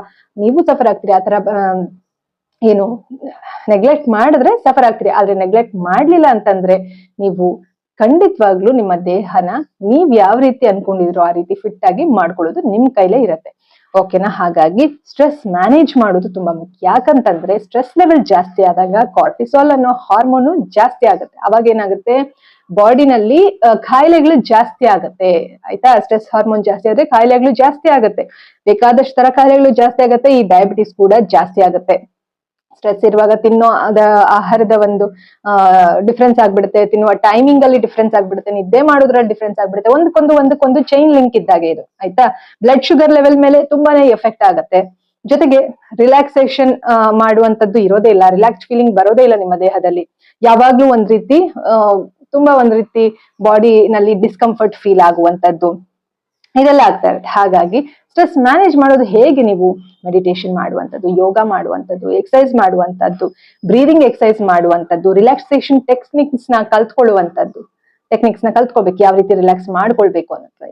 ಇದೆಲ್ಲ ಕಲ್ತ್ಕೊಂಡು ನೀವು ಸ್ಟ್ರೆಸ್ ಮ್ಯಾನೇಜ್ಮೆಂಟ್ ಮಾಡ್ಕೊಳ್ಳೇಬೇಕು, ಕಂಪಲ್ಸರಿ ಮರಿಬಾರ್ದು. ಓಕೆನಾ. ಇದು 5ನೇದು ಸ್ಟೆಪ್. ಇನ್ನ 6ನೇದು ಸ್ಟೆಪ್ ಏನ್ ತಗೊಳ್ಬೇಕು, ಡಯಾಬಿಟಿಸ್ ಬಂದ್ಬಿಟ್ಟಿದೆ ಇವಾಗ. ಇನ್ನ ಏನ್ ಮಾಡ್ಬೇಕು 6ನೇ ಸ್ಟೆಪ್ ಬಂದು sugar monitoring, blood sugar monitoring. ಇದು ಆಲ್ರೆಡಿ ನಾನು ಹೇಳಿದೀನಿ, ಡಾಕ್ಟರ್ನ ಕನ್ಸಲ್ಟ್ ಮಾಡಿದಾಗ ನೀವು ಬ್ಲಡ್ ಶುಗರ್ ಲೆವೆಲ್ ಏನು ಅಂತ ತೋರಿಸ್ತಾರೆ. ಜೊತೆಗೆ ಅದನ್ನ ನೀವು ಚೆಕ್ಅಪ್ ಮಾಡಿಸೋದು. ಬಟ್ ಇದನ್ನ ಮಾನಿಟರ್ ಮಾಡ್ಬೇಕು, ರೆಗ್ಯುಲರ್ ಆಗಿ ನೀವು ಮಾನಿಟರ್ ಮಾಡ್ಕೊಳ್ಳೋದು ನಿಮ್ದು ಜವಾಬ್ದಾರಿ ಆಗಿರುತ್ತೆ. ಡಾಕ್ಟರ್ ಹೇಳ್ದಾಗ್ಲೇ ಮಾಡ್ಬೇಕಂತಲ್ಲ, ನೀವು ಕೂಡ ಅದನ್ನ ಮನ್ಸಿಗೆ ತಂದ್ಕೊಳ್ಬೇಕು. ನನ್ನ ಬ್ಲಡ್ ಶುಗರ್ ನ ಮಾನಿಟರ್ ಮಾಡಿ ಇಟ್ಕೊಳ್ಬೇಕು. ಅದನ್ನ ಬರ್ದಿಟ್ಕೊಳ್ಳೋದು ಅಥವಾ ಮೈಂಡ್ ಅಲ್ಲಿ ರಿಜಿಸ್ಟರ್ ಮಾಡ್ಕೊಳ್ಳೋದು, ಏನೋ ಒಂದು ರಿಜಿಸ್ಟರ್ ಬುಕ್ ಅಲ್ಲೇನೆ ಒಂದು ಬುಕ್ಕೆ ಇಟ್ಬಿಡಿ ಆಯ್ತಾ. ಇವತ್ತು ಇಷ್ಟಿತ್ತು ಶುಗರು, ಹಂತ ಹಂತವಾಗಿ ನಾನು ಏನೆಲ್ಲ ಅದಕ್ಕೆ ಕ್ರಮಗಳು ತಗೊಳ್ತೀನಿ ಅಂತ ಒಂದಷ್ಟು ನೋಟ್ಸ್ ಅಂದ್ರೆ ಏನ್ ಫುಲ್ ನೋಟ್ಸ್ ಮಾಡ್ತಾ ಕುತ್ಕೊಳ್ಳೋದು ಬೇಡ. ಪಾಯಿಂಟ್ಸ್ ಹಾಕೊಳ್ಳಿ, ಒಂದು ರಿಜಿಸ್ಟರ್ ತರ ತಗೊಳ್ಳಿ. ಡೇ 1, ಡೇ 2, ಡೇ 3, ಡೇ 4, 10 ಡೇಸ್ಗೆ ಚಾರ್ಟ್ ಹಾಕೊಳ್ಳಿ. ಯೋಗ ಮಾಡಿದ್ರ ಎಸ್ ಟಿಕ್, ಇವತ್ತು ಯೋಗ ಆಯ್ತು, ಇವತ್ತು ಮೆಡಿಟೇಷನ್ ಆಯ್ತು ಟಿಕ್ ಮಾಡ್ಕೊಳ್ಳಿ. ಇವತ್ತು ಎಷ್ಟಿದೆ ಮಾನಿಟರ್ ಆಯ್ತು, ಒಂದು 10 ದಿವಸ ಆದ್ಮೇಲೆ ಎಷ್ಟಿದೆ ಶುಗರ್ ಲೆವೆಲ್ ಮಾನಿಟರ್. ಈ ರೀತಿ ಬ್ಲಡ್ ಶುಗರ್ ಲೆವೆಲ್ ಮಾನಿಟರ್ ಮಾಡ್ಕೊಳ್ಬೇಕು. ಬಿಫೋರ್ ಮೀಲ್ ಫಾಸ್ಟಿಂಗ್ ಅಂದ್ರೆ ಏನು ಆಹಾರ ತಗೊಳ್ಳೋದಕ್ಕೂ ಮುಂಚೆ ಎಷ್ಟಿತ್ತು, ಆಹಾರ ತಗೊಂಡ್ಮೇಲೆ ಎಷ್ಟಿದೆ, ಪ್ರತಿನಿತ್ಯ ಏನು ಬೇಡ ಆಯ್ತಾ. ಆದ್ರೆ ನಾ ಹೇಳ್ದಾಗೆ ಒಂದ್ 10 ದಿವಸ ಟಾರ್ಗೆಟ್ ಇಟ್ಕೊಳ್ಳಿ. ಅಂದ್ರೆ ಇದು ಡಾಕ್ಟರ್ ಹತ್ರ ಕನ್ಸಲ್ಟ್ ಮಾಡಿ ಅವ್ರು ಏನ್ ಹೇಳ್ತಾರೆ ಕೇಳ್ಕೊಂಡು ಆಯ್ತಾ, ಕೇಳ್ಕೊಂಡು ನೀವು ಅದನ್ನ ಫಾಲೋ ಮಾಡೋ ಟೈಮಲ್ಲಿ ನೀವು ಈ ರೀತಿ ಒಂದು ಏನು ನಾನು ಹೇಳಿದ್ನಲ್ಲ ಸ್ಟ್ರೆಸ್ ಮ್ಯಾನೇಜ್ಮೆಂಟ್ ಮಾಡ್ಕೋಬೇಕು. ಯೋಗ ಮೆಡಿಟೇಷನ್ ಇದೆಲ್ಲ ಮಾಡಿರ್ತೀವಿ. ಜೊತೆಗೆ ಒಂದು ಬುಕ್ ಮೇಂಟೈನ್ ಮಾಡಿ ಇಲ್ಲಿ ನೀವು HbA1c ಟೆಸ್ಟ್ ಅಂತ ಇರುತ್ತೆ, ಅದು ಕೂಡ ಮಾಡಿಸ್ಕೊಳ್ಳಿ. ಸೊ ಏನ್ ಇದೆ ಕೌಂಟಿಂಗ್ ನಿಮ್ದು ಅದೆಲ್ಲವನ್ನು ಕೂಡ ರಿಜಿಸ್ಟರ್ ಮಾಡಿ ಇಟ್ಕೊಳ್ಳಿ. ಓಕೆನಾ. ಸೊ ಇದು ಬಂದು 6ನೇ ಒಂದು ಇಮಿಡಿಯೇಟ್ ಸ್ಟೆಪ್ಸ್ ನೀವು ತಗೊಳ್ಬೇಕಾಗಿರುವಂತದ್ದು, ಬ್ಲಡ್ ಶುಗರ್ ಮಾನಿಟರಿಂಗ್. ಇನ್ನ ಕೊನೆಯದಾಗಿ ಲೈಫ್ ಸ್ಟೈಲ್. ಇದು ಬಿಟ್ಟು ಬೇಕಾದಷ್ಟಿದೆ, ಆದ್ರೆ ಇಲ್ಲಿ ಮುಖ್ಯವಾಗಿ 7 ಸ್ಟೆಪ್ಸ್ ಗಳು ನಾನು ಹೇಳ್ತಾ ಇದೀನಿ ಇವತ್ತು. 7ನೇ ಸ್ಟೆಪ್ ಬಂದು healthy life style habits. Healthy life ಸ್ಟೈಲ್ಗೆ ಏನೇನು ಹ್ಯಾಬಿಟ್ ಗಳು ನೀವು ಫಾಲೋ ಮಾಡ್ಬೇಕು, ಈಗ ಆಲ್ರೆಡಿ ಎಲ್ಲ ಹೇಳಿದೀನಿ. ಬಟ್ ಇದನ್ನ ಮುಖ್ಯವಾಗಿ ನೀವು ಇದನ್ನ ತಲೆಯಲ್ಲಿ ಇಟ್ಕೊಳ್ಳಿ. ಒಳ್ಳೆ ಹ್ಯಾಬಿಟ್ಸ್ ಫಾಲೋ ಮಾಡ್ಬೇಕು ಅನ್ನೋದನ್ನ ತಲೆನಲ್ಲಿ ಇಟ್ಕೊಳ್ಳಿ. ಪ್ರಾಪರ್ ಆಗಿ ಸ್ಲೀಪ್, ಮಲ್ಗೋದು, ಕರೆಕ್ಟ್ ಟೈಮ್ಗೆ ಮಲ್ಕೊಳ್ಬೇಕು. ಅಂದ್ರೆ ಏನು ನಿಮ್ಗೆ ಇದಕ್ಕೂ ಮುಂಚೆ ಏನ್ ಹೇಳ್ದೆ, ಇದೇ ಟೈಮ್ ಊಟ ಮಾಡ್ಬೇಕು, ಅದೇ ಟೈಮ್ ಊಟ ಮಾಡ್ಬೇಕು ಅಂತ ಆಗಲ್ಲ. ನಮ್ ಬಾಡಿ ಏನ್ ಹೇಳ್ತಾ ಇದೆ ಹಂಗೆ ಕೇಳ್ಬೇಕು ಅಂತ. ಹಾಗಂತ ಹೇಳಿ ಮಲ್ಕೊಳ್ಳೋದನ್ನ ನಾವು ಏನು ಒಂದೊಂದ್ ದಿವಸ ಒಂದೊಂದ್ ಟೈಮ್ಗೆ ಮಲ್ಗಕ್ ಆಗಲ್ಲ ಅಲ್ವಾ. ಮಲ್ಗೋದು ಒಂದನ್ನ ನೀವು ಕರೆಕ್ಟ್ ಟೈಮಿಂಗು ಮೇಂಟೈನ್ ಮಾಡಿದ್ರೆ ತುಂಬಾ ಒಳ್ಳೇದು. ರಾತ್ರಿ ಒಂದು 10:30 ಲಾಸ್ಟ್ ಆಯ್ತಾ, 10ರಿಂದ 10:30 ಒಳಗೆ ಮಲಗ್ಬಿಟ್ರೆ ಬೆಳಿಗ್ಗೆ ಒಂದು 6 ಗಂಟೆ. ಓಕೆನಾ, ಒಂದು 6 to 7 ಅವರ್ಸ್. 10 o'clock ಇಂದ 6 ಅಂತಂದ್ರೆ 8 ಅವರ್ಸ್ ಆಗುತ್ತೆ. ಅಟ್ ಲೀಸ್ಟ್ ನೀವು 7 ಅವರ್ಸ್ 6 ಬೇಡ, 7 ಅವರ್ಸ್ ಕಂಪಲ್ಸರಿ ನಿದ್ದೆ ಮಾಡ್ಲೇಬೇಕು ಆಯ್ತಾ. ನೀವ್ ಎಷ್ಟೇ ಏನೇ ಪ್ರಿಕಾಷನ್ಸ್ ತಗೊಂಡು ನಿದ್ದೆನೆ ಮಾಡ್ಲಿಲ್ಲ ಅಂತಂದಾಗ ನಮ್ಮ ಬಾಡಿ ರಿಕವರಿ ಆಗಲ್ಲ. ನಿದ್ದೆ ಮಾಡೋದ್ರಿಂದ ಎಂತದ್ದೇ ಸಮಸ್ಯೆ ಇದ್ರೂ ಕೂಡ ಗುಣಪಡಿಸುವ ಪವರ್ ನಮ್ಮ ದೇಹಕ್ಕೆ ಇದೆ. ಆಲ್ರೆಡಿ ನಮ್ಮ ದೇಹದಲ್ಲಿ ಆ ಒಂದು ಪವರ್ ಇದೆ. ಆದ್ರೆ ನಾವು ದೇಹನ ತಿಳ್ಕೊಂಡು ಅರಿತುಕೊಂಡು ಅದಕ್ಕೆ ತಕ್ಕನಾಗಿ ಸ್ಪಂದಿಸ್ತಾ ಹೋದ್ರೆ ಬೇಗ ರಿಕವರಿ ಆಗುತ್ತೆ, ಬೇಗ ಹೀಲಿಂಗ್ ಆಗುತ್ತೆ. ಓಕೆನಾ, ನಿದ್ದೆ ಅನ್ನೋದು ವೆರಿ ವೆರಿ ಇಂಪಾರ್ಟೆಂಟ್. ಹೈಡ್ರೇಷನ್, ಓಕೆನಾ, ಹ್ಯಾಬಿಟ್ಸ್ ಅಲ್ಲಿ ಇದೆಲ್ಲ ಬರುತ್ತೆ. ನಿದ್ದೆ ಸರಿಯಾಗಿ ಮಾಡುವಂತದ್ದು, ಜೊತೆಗೆ ಹೈಡ್ರೇಷನ್ ಅಂದ್ರೆ ಹೈಡ್ರೇಟೆಡ್ ಆಗಿ ಇಟ್ಕೋಬೇಕು ನಿಮ್ಮ ದೇಹನ. ತುಂಬಾ ಒಣಗ್ತಾ ಇದ್ರೆ ಬಿಡಬೇಡಿ, ನೀರ್ ಕುಡೀರಿ. ಅಥವಾ ಅಲೋವೆರಾ ಜ್ಯೂಸ್ ಇರುತ್ತೆ, ಅದನ್ನ ಡಾಕ್ಟರ್ ಕೇಳ್ಬಿಟ್ಟು ಹಾಗಂತ ಹೇಳಿ ತುಂಬಾ ಕುಡಿದ್ ಬಿಡೋದು. ಇವಾಗ ಶುಗರ್ ಬಂದ್ಬಿಟ್ಟಿದೆ ಅಂತ ಹೇಳಿ ಇವಾಗ ಏನೋ ಒಂದು ಜ್ಯೂಸ್ ಒಯ್ದು ಹೇಳ್ತಾರೆ. ಕೆಲವರು ಹಾಗಲಕಾಯಿ ಜ್ಯೂಸ್ ಕುಡೀರಿ ಅಂತಾರೆ, ಇನ್ನೊಬ್ರು ಯಾರೋ ಇಂಥದ್ ಕುಡೀರಿ ಅಂತಾರೆ, ಮೆಂತ್ಯ ಜ್ಯೂಸ್. ಅದೆಲ್ಲ ಒಳ್ಳೇದೇನೆ, ಮೆಂತ್ಯದ ಜ್ಯೂಸು ಒಳ್ಳೇದೇ, ಅಂದ್ರೆ ಮೆಂತ್ಯದ ನೀರ್ ಏನಿರುತ್ತೆ ಅದು ಒಳ್ಳೇದೇನೆ, ಹಾಗಲಕಾಯಿ ನೀರುನು ಒಳ್ಳೇದೆ. ಆದ್ರೆ ಒಳ್ಳೇದು ಅಂತ ಹೇಳಿ ಅದನ್ನೇ ಒಂದೊಂದ್ ಬಾಟ್ಲು ಕುಡಿದ್ ಬಿಡೋದು, ಅದೆಲ್ಲ ತಪ್ಪಾಗುತ್ತೆ ಆಯ್ತಾ. ಅದ್ ಎಷ್ಟು ಪ್ರಮಾಣದಲ್ಲಿ, ಸ್ವಲ್ಪ ದಿವಸ ಒಂದ್ ಸ್ವಲ್ಪ ಒಂದೇ ಸತಿ ಕುಡಿದ್ಬಿಟ್ರೆ ಹೋಗುವಂತದ್ದಲ್ಲ. ಇದು ಎವ್ರಿ ಡೇ ಲೈಫ್ ಸ್ಟೈಲ್ ಆಯ್ತಾ. ಪ್ರತಿನಿತ್ಯ ನಾವು ಆಹಾರ ತಗೋತೀವಲ್ವಾ, ಪ್ರತಿನಿತ್ಯದ ನಮ್ಮ ಒಂದು ದಿನನಿತ್ಯದ ಚಟುವಟಿಕೆಗಳನ್ನ ನಾವು ಜಯಿಸಿದ್ರೆ ಮಾತ್ರ ನಾವು ಈ ಒಂದು ಡಯಾಬಿಟಿಸ್ ನ ಜಯಿಸೋದಕ್ಕೆ ಸಾಧ್ಯ. ಓಕೆನಾ, ಇಲ್ಲ ಅಂತಂದ್ರೆ ಸಾಧ್ಯ ಆಗೋದಿಲ್ಲ ಆಯ್ತಾ. ಒಂದೇ ಸತಿ ಎಲ್ಲ ಕುಡ್ಬಿಡೋದಲ್ಲ, ಬಟ್ ಹೈಡ್ರೇಷನ್ ಆಗಿ ಇಟ್ಕೊಳ್ಬೇಕು. ನಮ್ಮ ದೇಹವನ್ನ ಸರಿಯಾದ ರೀತಿನಲ್ಲಿ ನಾವು ಎಷ್ಟು ಬೇಕೋ ಅಷ್ಟು ನೀರ್ ಕುಡಿಯುವಂತದ್ದು ಆಯ್ತಾ. ತುಂಬಾ ನೀರ್ ಕುಡಿಯೋದು ತಪ್ಪಾಗುತ್ತೆ. ತುಂಬಾ ಲಿಕ್ವಿಡ್ ತಗೊಳ್ಳೋದು, ಒಂದೇ ಸತಿ ತಗೊಳ್ಳೋದು ತಪ್ಪಾಗುತ್ತೆ. ಇವಾಗ ಊಟ ಮಾಡಿರ್ತೀರಿ, ಅವಾಗ ತಾನೇ ಊಟ ಮಾಡಿದ ತಕ್ಷಣ ಒಂದ್ 2 ಲೋಟ ನೀರ್ ಕುಡಿದ್ ಬಿಡೋದು ತಪ್ಪಾಗುತ್ತೆ ಸ್ನೇಹಿತರೆ. ಇದೆಲ್ಲವೂ ಕೂಡ ತುಂಬಾ ತಪ್ಪು. ಕರೆಕ್ಟ್ ಆದ ಕ್ರಮದಲ್ಲಿ ಹೋಗ್ಬೇಕು. ಊಟ ಆದ್ಮೇಲೆ ನೀವು ನೀರ್ ಒಂದ್ ಸ್ವಲ್ಪ ಹೊತ್ತು ಕುಡಿಬಾರ್ದು ಆಯ್ತಾ. ಊಟದ ಮಧ್ಯದಲ್ಲೂ ಕೂಡ ತುಂಬಾ ಕುಡಿಯಂಗಿಲ್ಲ. ಬೇಕಾದ್ರೆ ಒಂದ್ ಚೂರು, ಇವಾಗ ನೋಡಿ ನಾವು ಮಿಕ್ಸಿಗೆ ಏನಾದ್ರು ಒಂದ್ ಪದಾರ್ಥ ಹಾಕಿ ಮಿಕ್ಸಿನಲ್ಲಿ ಗ್ರೈಂಡ್ ಮಾಡುವಾಗ ಅದು ಏನಾದ್ರು ಗಟ್ಟಿಯಾಗಿ ಸಿಕ್ಕಾಕೊಂಡಿದ್ರೆ ಒಂದ್ ಚೂರು ನೀರ್ ಹಾಕ್ಬಿಟ್ಟು ಇನ್ನೊಂದ್ಸತಿ ರುಬ್ತೀವಲ್ವಾ, ಆ ರೀತಿನೇ ನಮ್ಮ ದೇಹನೂ ಕೂಡ ಊಟ ಮಾಡ್ತಾ ಇರ್ತೀವಿ. ಒಂದ್ ಗುಟ್ಟಕ್ಕೂ ಒಂದ್ ಚೂರು ನೀರ್ ಕುಡಿದಾಗ ಅದು ಚೆನ್ನಾಗಿ ಮಿಕ್ಸ್ ಆಗುತ್ತೆ, ಚೆನ್ನಾಗಿ ಡೈಜೆಷನ್ ಆಗುತ್ತೆ ಆಯ್ತಾ. ಮಧ್ಯ ಜಾಸ್ತಿ ನೀರ್ ಕುಡಿಬಾರ್ದು, ಅಥವಾ ಊಟ ಆಗಿದ ತಕ್ಷಣ ತುಂಬಾ ನೀರ್ ಕುಡಿಬಾರ್ದು, ಒಳ್ಳೇದಲ್ಲ. ಓಕೆನಾ. ಸೊ ಹಾಗಾಗಿ ಹೈಡ್ರೇಷನ್ ಅನ್ನೋದು ತುಂಬಾ ಮುಖ್ಯ. ಇಡೀ ದಿನದಲ್ಲಿ ನೀವು ತುಂಬಾ ನೀರ್ ಕುಡಿದಂಗೆ ತುಂಬಾ ಲಾಂಗ್ ಗ್ಯಾಪ್ ಇಟ್ಕೊಳ್ಬೇಡಿ.